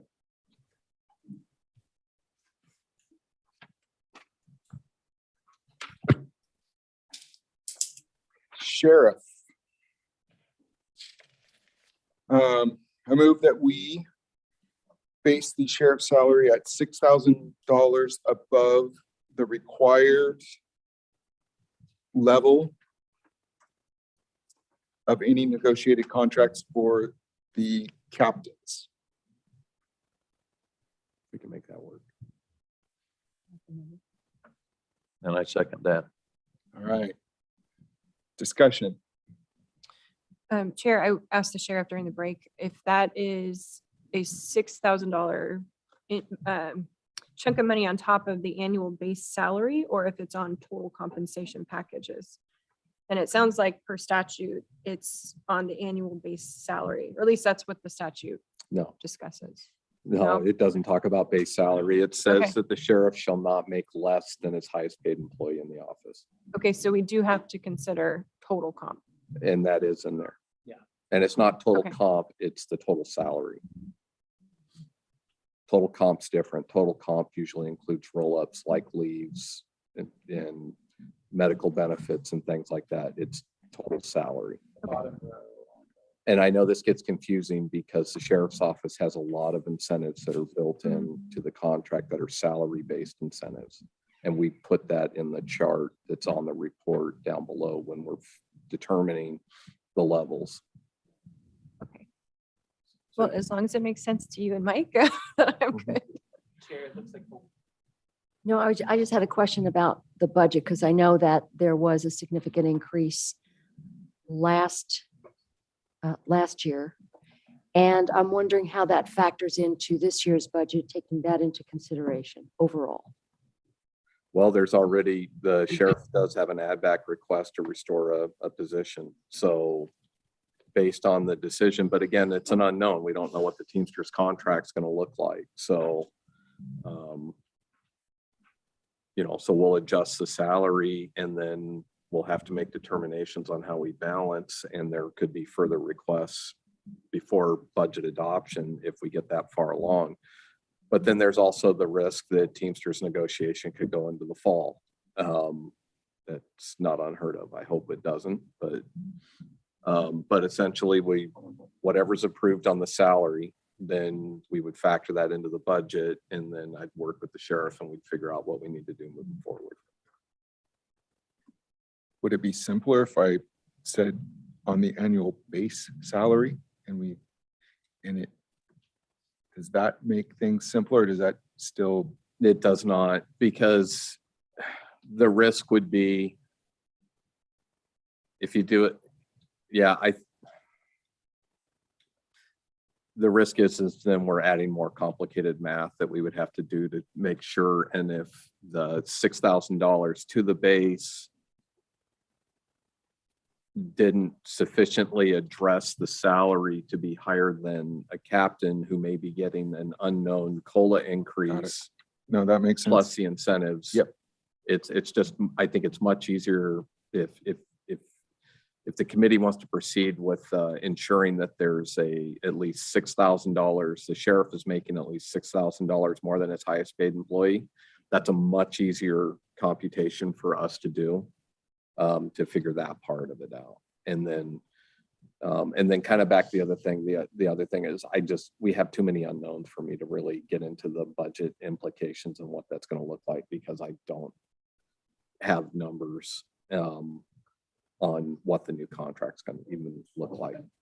Chair. I'm Okay. so sorry. I have a quick question. So this is probably maybe a leftover note on this document from last year, but it says captains are topped out and will not receive a step increase. They will receive a market increase on 7/9/21 of 6% and a COLA of 2.5. So is this something that's left over from last year? Because it indicates that would have been already agreed to. That was July 1 of 21 is the last increase that was applied. July 1 of 22, the current collective bargaining agreement expires June 30th of this year. Right, okay, so this is left in here for reference, but and I just happened to notice that now, but so the total increase last year was 8.5. So is that, I'm presuming that's the large increase that was discussed previously, right? That was 1 year. Yeah, There was 3 years. 3 years at 8.5%, actually 3+ years. okay, Because it was actually 3.5 years. There were 4 increases under that collective bargaining agreement. okay. Thank you. So Chair, right now, there's a $4,000 difference in the total salary between the captain and the sheriff. And so your proposal from the compensation committee was essentially to change it to a $6,000 difference rather than a $4,000 difference. It was, but I honestly, I was just looking at, when I Oh, said yeah. that, I was looking purely at the base salary.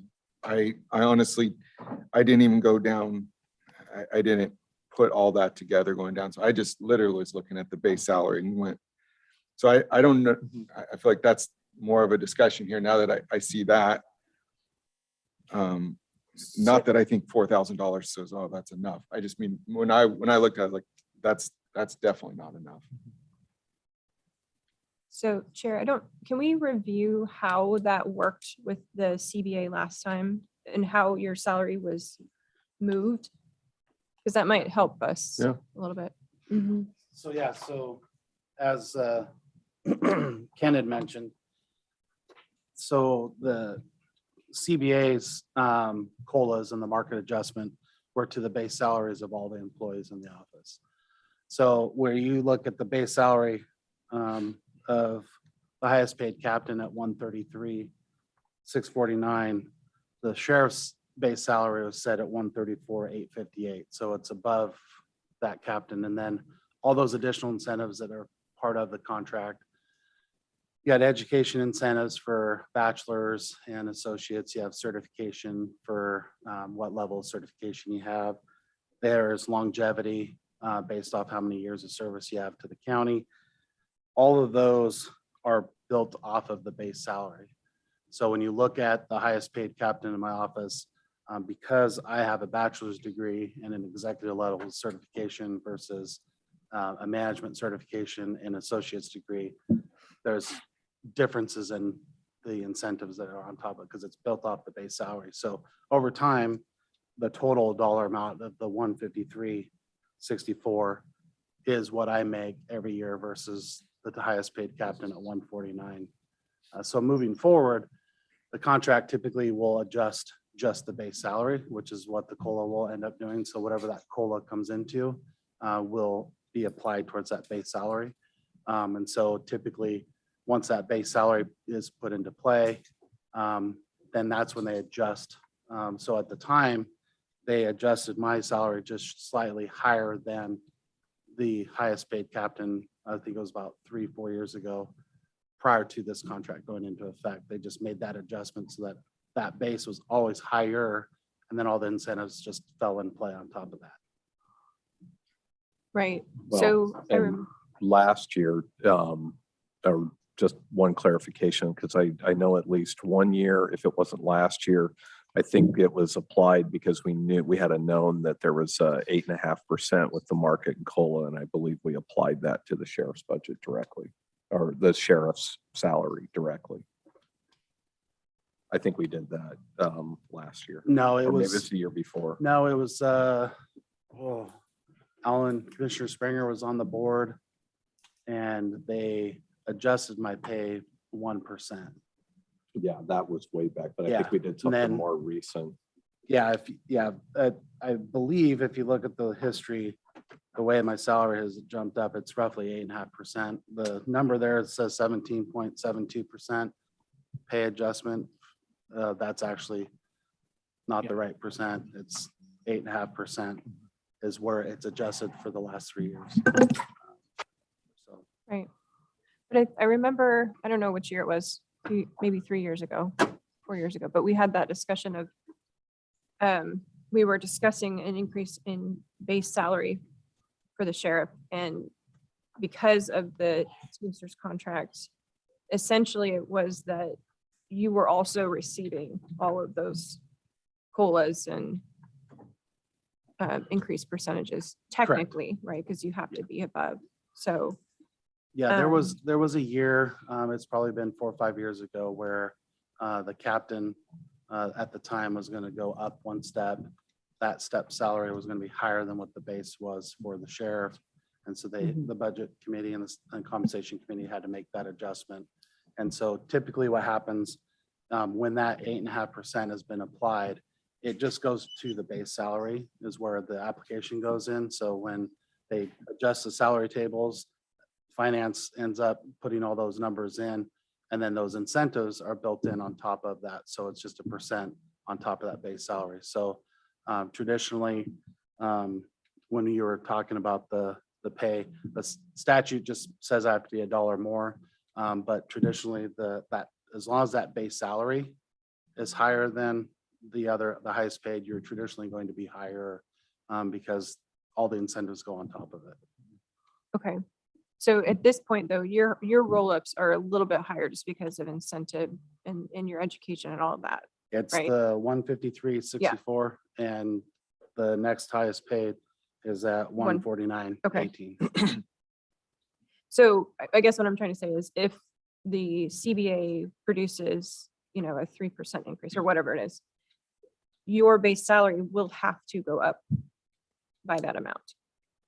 Yes, because if the county applies the contract, which they traditionally do, Mhm. the contract's negotiated for line staff. County has a Me Too clause.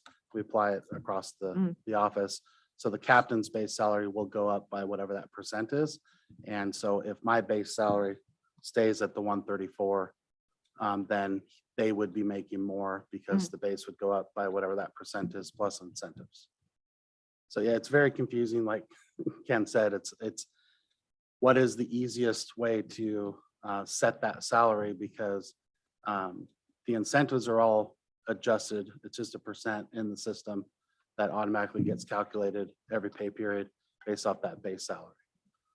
So from my original motion, the way it is now, if we don't do it to the base salary, basically I'm saying, I feel I'd like you to make $6,000 more than, if I say that, then that 6,000 gets watered down by your credentials above that, your education, that takes away from that. So if we've tied it directly to, because right now, if the base is 133 for the captain and 134-ish, for the sheriff, and we increase those by $6,000, and I don't know how those numbers are done? I mean, I'm assuming they're not just arbitrary, but there's probably not some method, maybe, but could that method not be whatever is adjusted to the captain salary?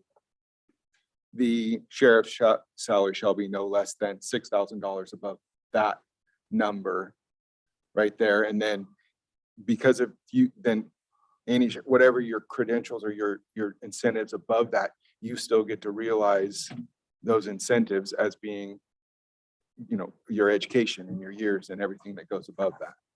Is that a correct way to look at that? It was my understanding that based on the motion and recommendation that you made is based, that no matter what salary increase would go into effect, we would make sure that we would do the math and that the sheriff's salary would be 6,000 more than the captain, the highest paid captain. Right. That's what I understood. Okay. But my concern is that if the percentage from the CBA is higher, so let's say it's 6%, that's a difference of $6,800. So if we're capping him at 6, right, then there's. It's not a $6,000 increase. Yeah, it's no, because whatever the increase, if it was a 10% increase or something, you need to close teams. Okay. So it's a moving target. So if it's a 10% increase, whatever that number is, where the captain's salary lands, we know that amount plus $6,000 is where the sheriff is.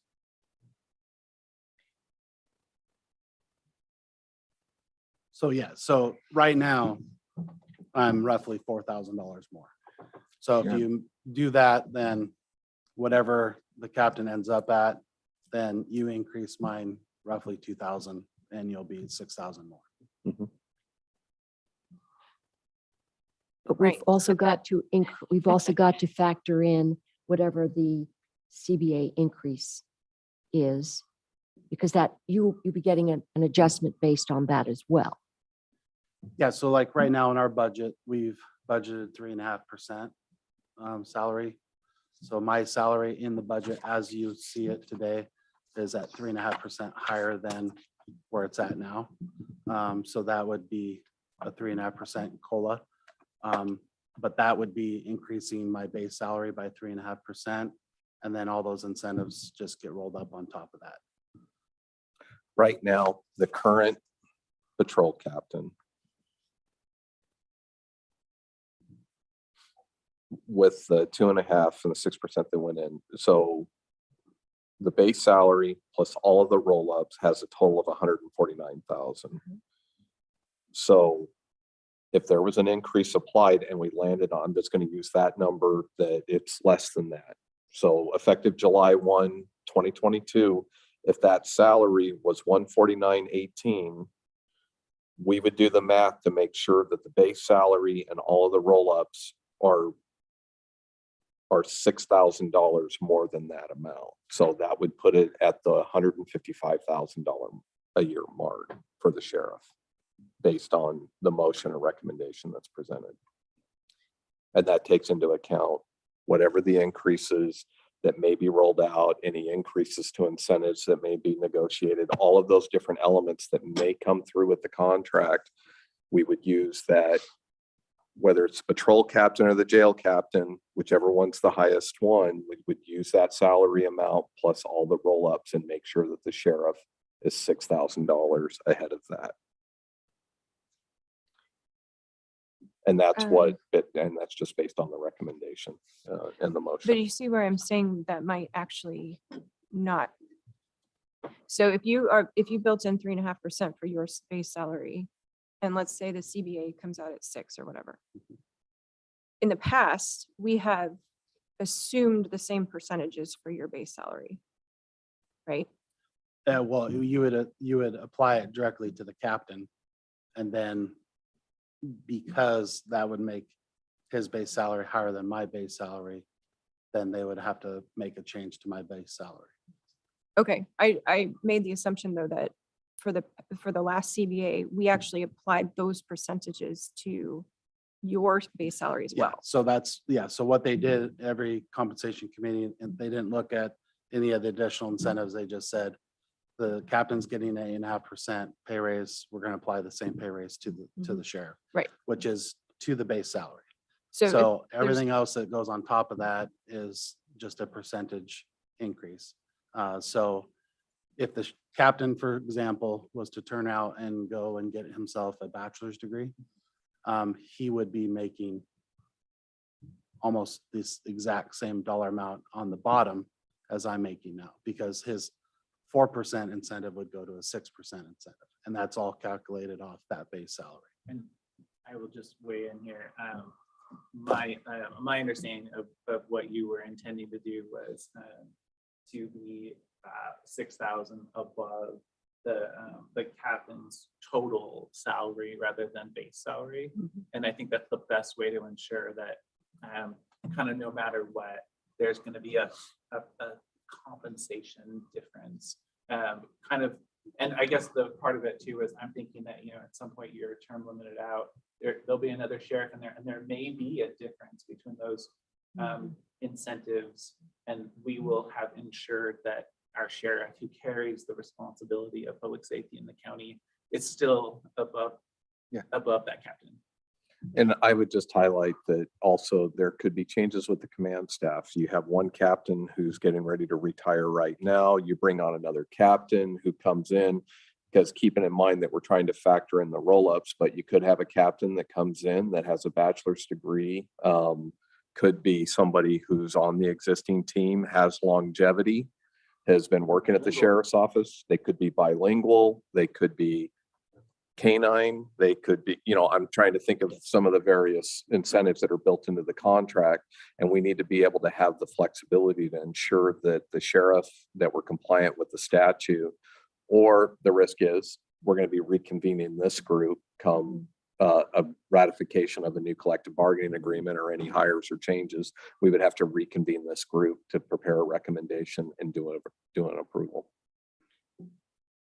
Okay, maybe I'm not asking a question.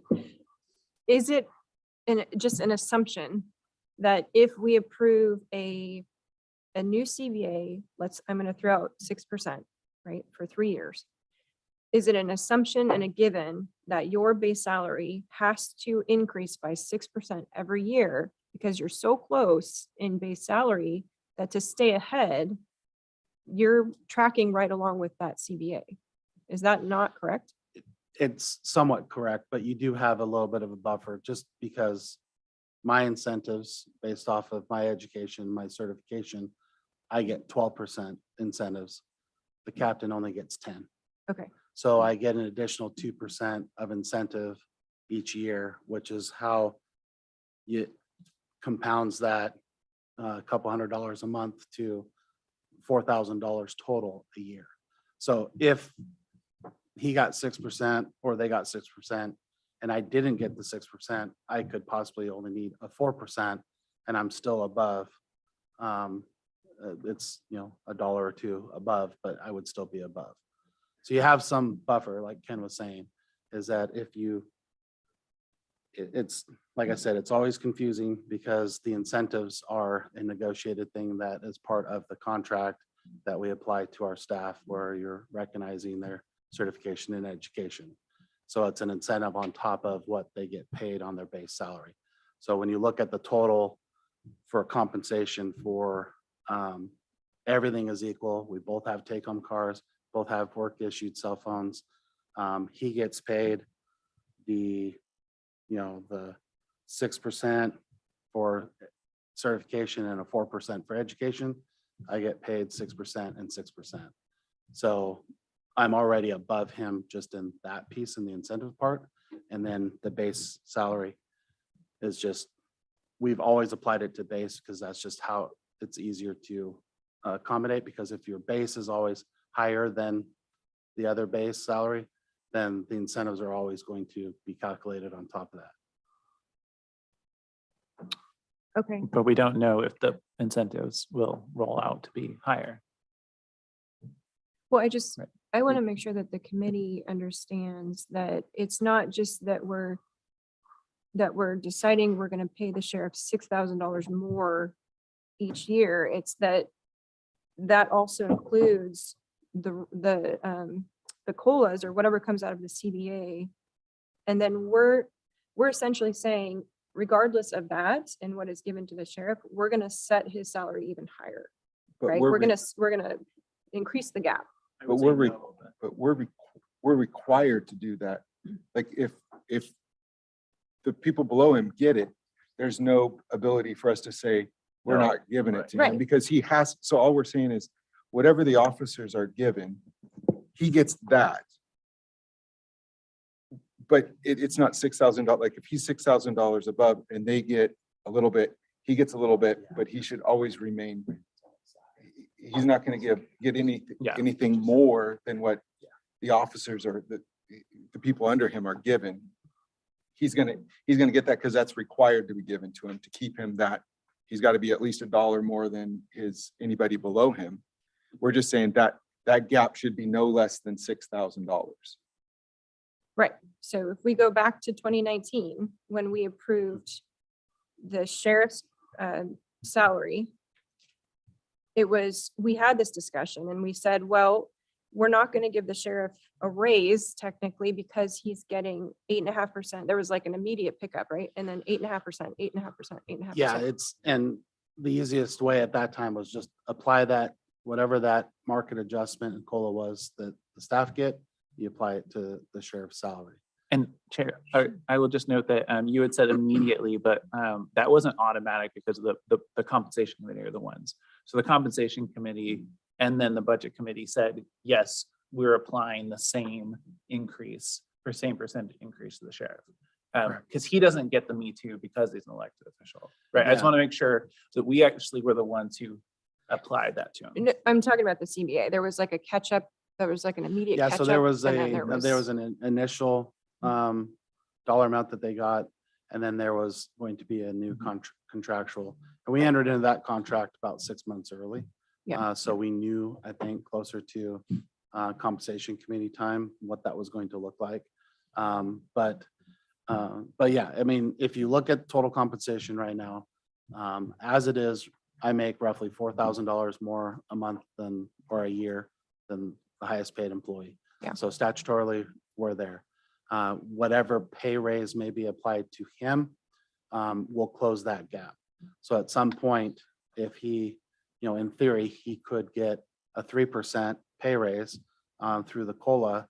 And if you did nothing to my salary, you'd probably still be within the law because I would be still higher than that particular individual.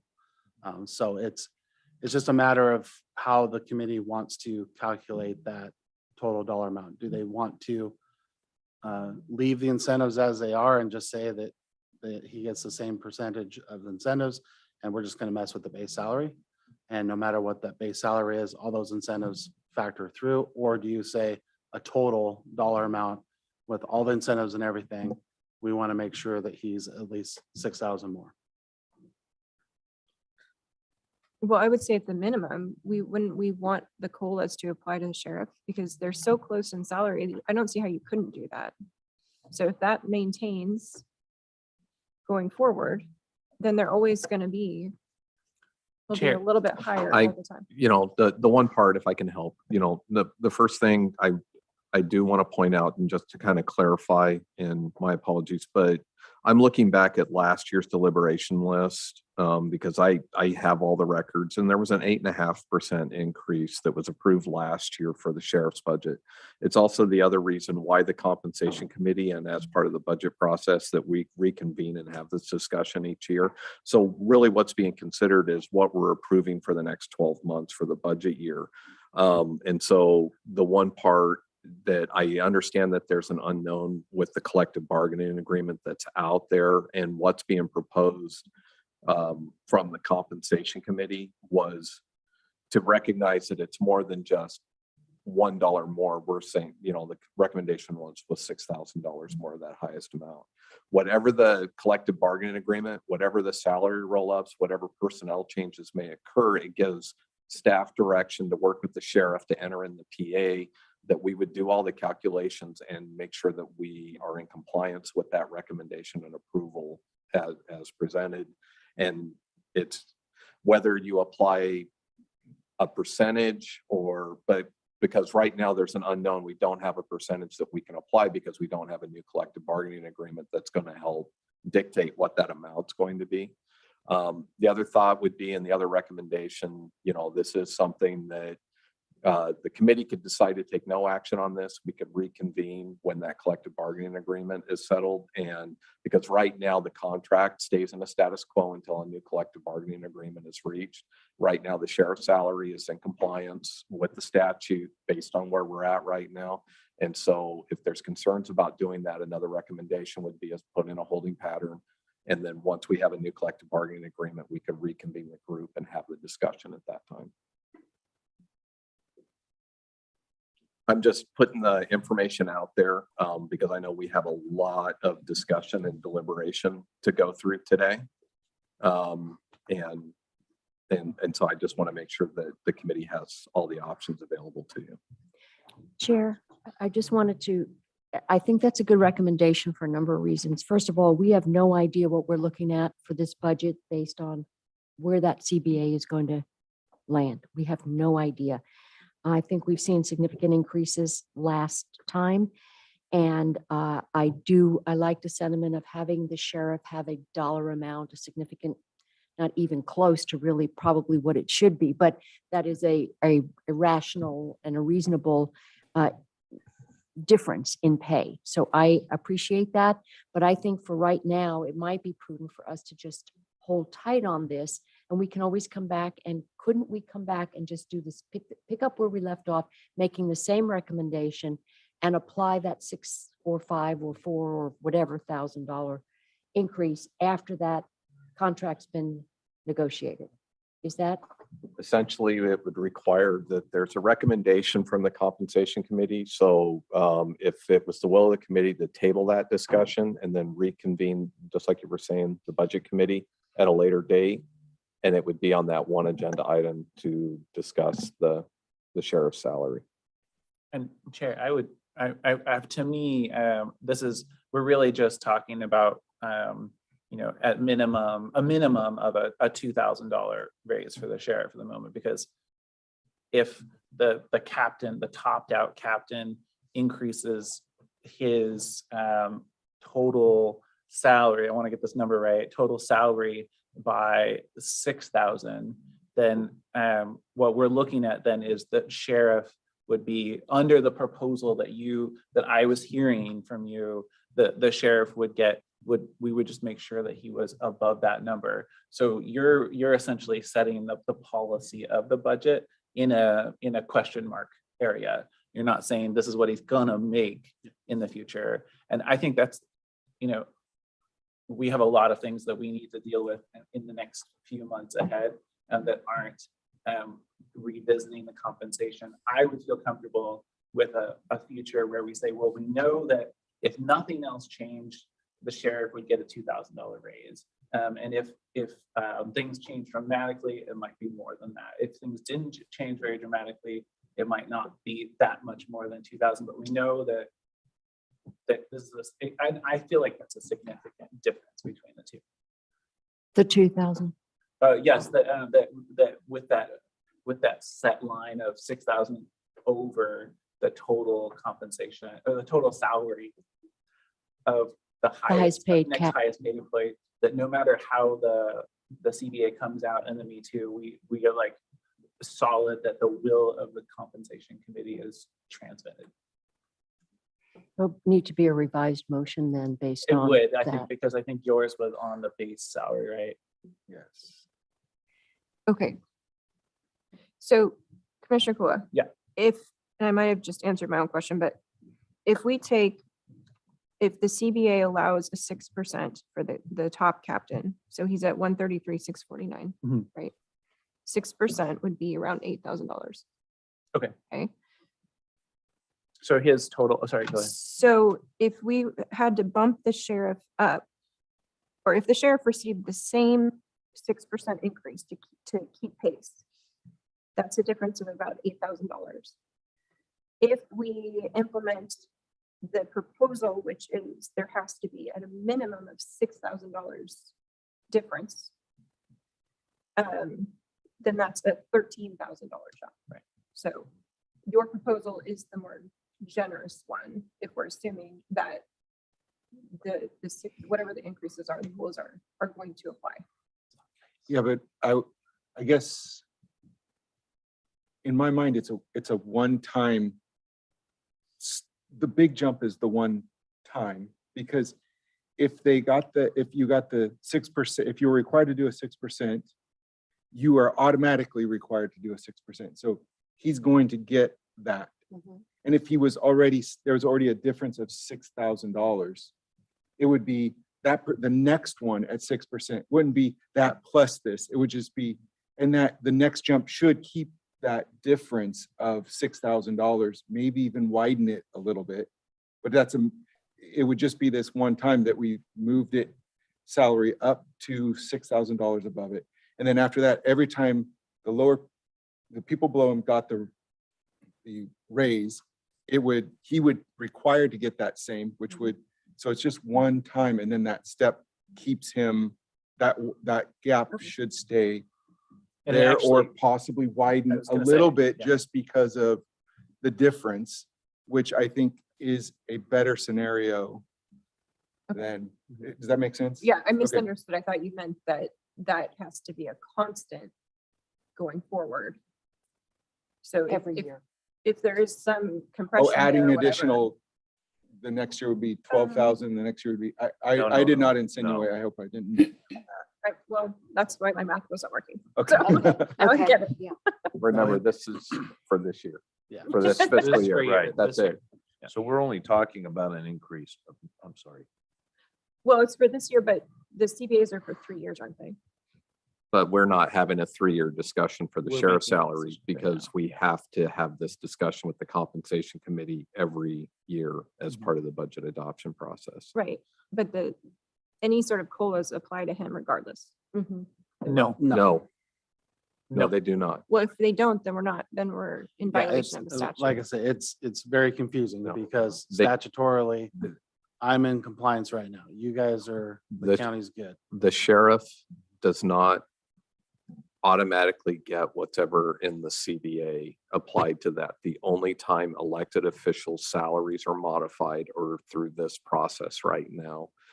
Last year, the compensation committee recommended and the committee adopted an 8.5% because that was a known pay increase effective the first week in July of 21.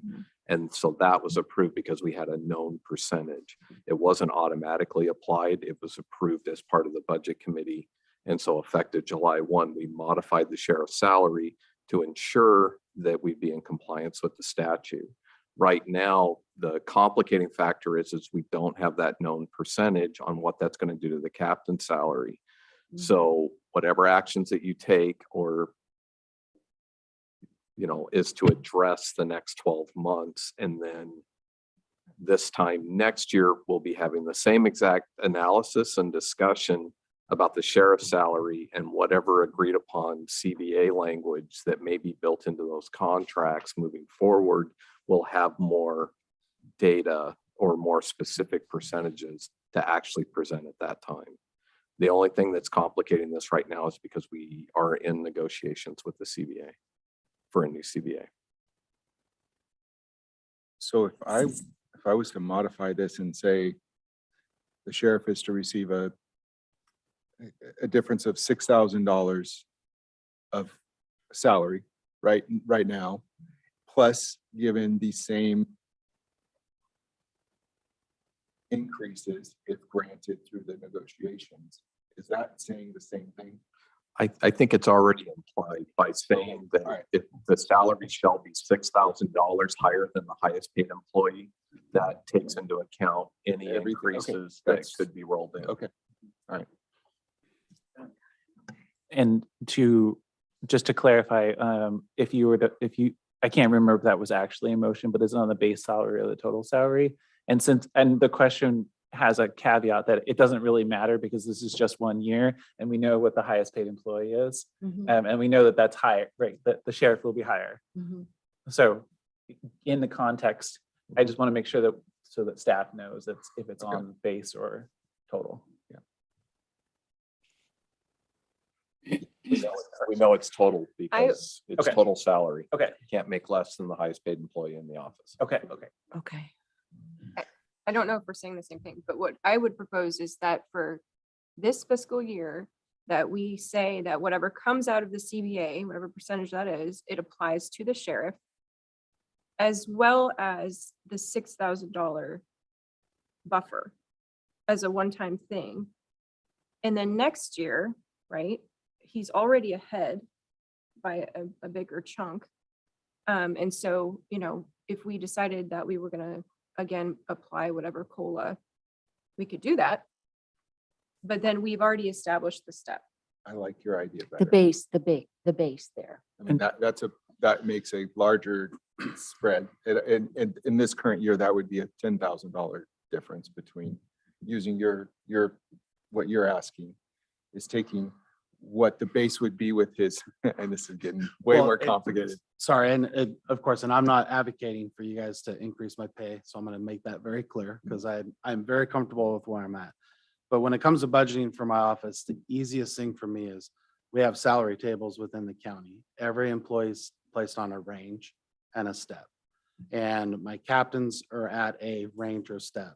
That's a base salary dollar amount. All the incentive percentages they see down below are extra benefits that we recognize based off their years of service and their education. So if you're looking just at base salary, my base salary is $100,000 more. Right. So it's a couple $100 a month. There is no range or salary table for the sheriff. But if you compare to other entities, typically you're either 5 or 10% higher based on where you go. So my sergeants make roughly 5 or 10% more than deputies. Captains make 5 or 10% more than the sergeants, but there is nothing for the sheriff. So the calculation of saying $6,000 more, which I'm totally fine with, is in essence a $2,000 pay raise, because whatever the captain gets in his incentives, his base salary increase, his incentives factor in that I'm roughly $4,000 more. So if you apply that theory, then you give me $2,000 more than what I'm making currently for that separation. The other option is if you were to do just a flat base salary increase, then whatever is applied to the captain, if that's applied through the motion, plus a base salary increase of whatever dollar amount, you're going to see a larger spread because I get 12% incentives on top of that. He gets only 10%. Right. So it's a matter of because if you're to say $6,000 more right now, come July 1, my pay goes up 2,000, it stays there. Then if the contract comes back at a 3.5%, then my pay stays the same. Captain's goes up 3.5%. I'm making roughly $2,000 more. Yeah. So So my that's the original confusing intent part. was, and it was the ignorance of not understanding everything below it, but looking at it, I was just talking specifically to base salary. But I didn't understand how that complicated everything else. But I hear what I mean. Yeah, the complication is whether or not the compensation committee agrees with a base salary percentage above the captain, and then do incentives just fall in play. So do we apply all the incentives to the sheriff's position plus a % separation between the captain?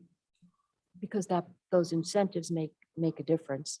And so basically it would be penalizing the sheriff for Yes. having Yes, those that's where I incentives. was trying to say, like, if I look at it now, if I say your base salary should be this, well, then you do not get to realize Right. the accreditations and the effort you put in those incentives. Right. So I feel like it's a better way of looking at it, just putting it on his base salary. The base salary should be this. And if the next sheriff comes in and doesn't have all those incentives, then he should.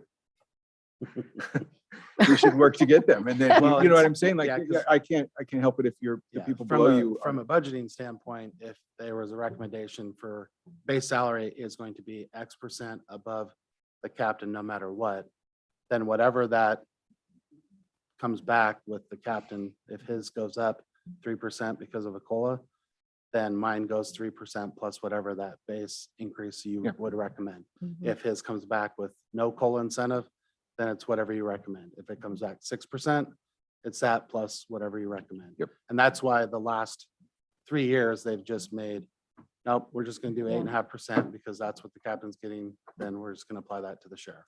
Yeah. And it's, either way, you're within statute. But we go back to the question of, we still have an add back in request, Correct. and we don't know what the CBA is going to net. So Yes. I don't know how we proceed with those unknowns. Which is part of the I reason. concur. I'm sorry to interrupt. It's so hard being the only one outside the room. I'm so sorry. I actually concur with Mary because having tactile numbers is better for transparency for the county. And I think we can maybe make a better judgment overall if we were to table this until we really know what the rest of the compensation is going to look like for the department. I have no trouble reconvening. And then the one other thought I had is, as we're trying to trickle it down through, the full compensation package, the other idea would be 1.5% of an increase for a salary for the sheriff would come out to today to about $2,004 a year. And then when you get in the roll-ups, now we're getting into that range that we were looking for. Compensation, not on the flat salary, but on the total. But I'd almost prefer to have tactile numbers. And I in this initial conversation, that was the one thing that made me feel insecure, not knowing how to really phrase or structure a cap to what happens with the next negotiations. And if we do table it, we don't need to guess or worry. We'll know exactly what it is and we can readdress it better, I believe.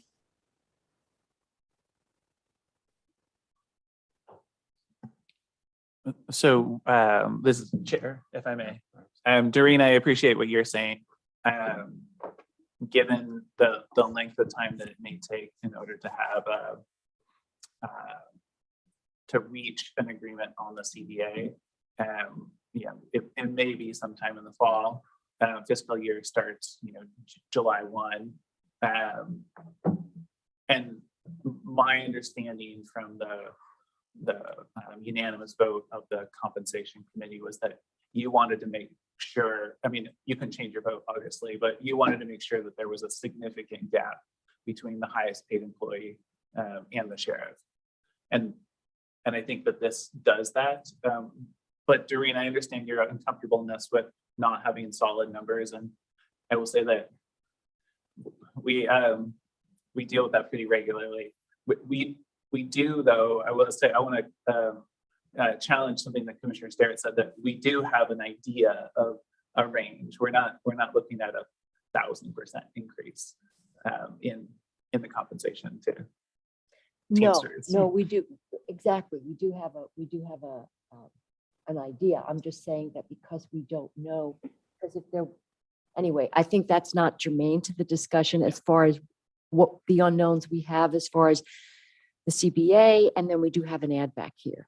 But that doesn't change the initial question, which is that the sheriff's compensation, I think everyone can agree, needs to be significantly higher than the highest paid captain. So here we are. Sorry, go ahead. No, I was just going to say that we could know if we approved the recommendation of the compensation committee of the base salary gap being 6,000, then we will know that starting June or July 1, we will know what the sheriff is going to make. That's solid, no matter how long it takes to ratify an agreement and adopt that Me Too. Yeah, for starting July 1. Yeah. So if I modified my motion to direct it to the base salary, would that make it that should be fairly clean, correct? Yes. And I believe it gets us where we need to be. I think so, Ken. If I modify my motion to base salary of the sheriff should be no less than $6,000 above the next wage earning employee at the sheriff's office. That should be right now for this year, that should be an easy calculation at the time. If that's the motion that you'd like to make and that's the decision, we would, we'd make it happen. That And, doesn't, and if it's a discrepancy that we have an issue, that it, once we actually sit, and because I don't know, I haven't sat down and actually done the math. But if we had that, then we would have to come back for the committee. If it looked like that further adjustments were gonna have to be made, but you could make that and I don't think it'll be an issue. So if that's a motion you would like to make, I think you can proceed. All right, so I move that we make the sheriff's salary no less than $6,000 above the next earnings at the sheriff's office. For the base. Sorry, base salary. I second that. We want to discuss any more. No, thank you. All right, all in favor of moving the sheriff's base salary to no less than $6,000 above the next pay of the employee. Right, yeah. All in favor, say aye. Aye. All opposed? Thank you. Sorry for being so confusing. yeah. That's what you get for not requesting anything. Well, I didn't want to get into why do we pay the sheriff incentive pay when he's an elected official? Maybe next year I'll get a Tesla. Okay, we are on to Mm. district attorney.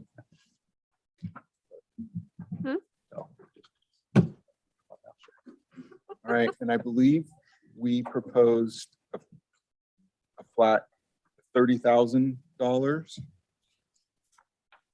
stipend. Is that correct? That's correct. Yeah. All right, so I make a motion to increase the district attorney stipend from Yamhill County to $30,000. I second it. Chair, can you just give the current figure? Add that into the motion from, Raise it to 30,000 even from $25,694. thank you.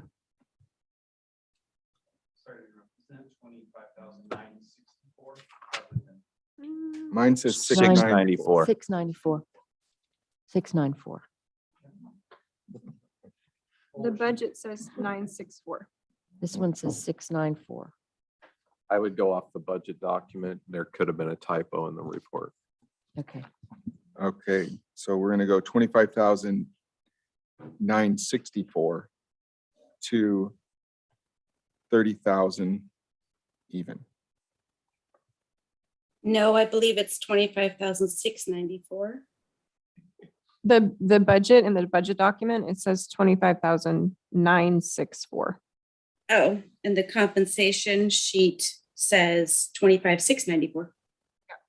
Yeah, Sounds like it's a, It appears there's a typo in the compensation report. So my Okay.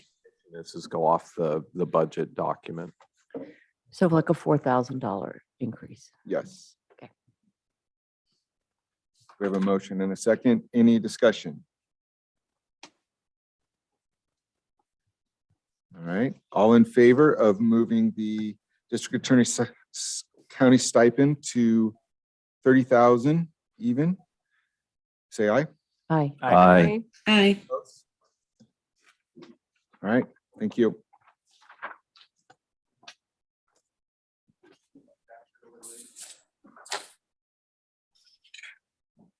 I think we're there. Aw. Well, the other thought would be, because I'm looking at the time where we're at right now. I know Carolina just picked up lunches. My recommendation is we might want to have a break for lunch and then maybe reconvene, and then we can jump into deliberations. Okay. What are we looking at time-wise? What time do we want to come back? Can Soon. we still, Can we do a working lunch? We've done that before. Well, the problem is because I know you posed that you wanted Director Manfred to answer some questions. She has a scheduling conflict. That's why she had to leave. And I want to make sure there's sufficient time that she can come back and answer questions that you have. And then also I want to encourage and ensure my staff is able to get a lunch Okay. break in. Sure. Got it. right, so back at, Does 30 work or is that enough? Maybe if we could reconvene at 12:30. 12:30? All right, we'll break till 12:30.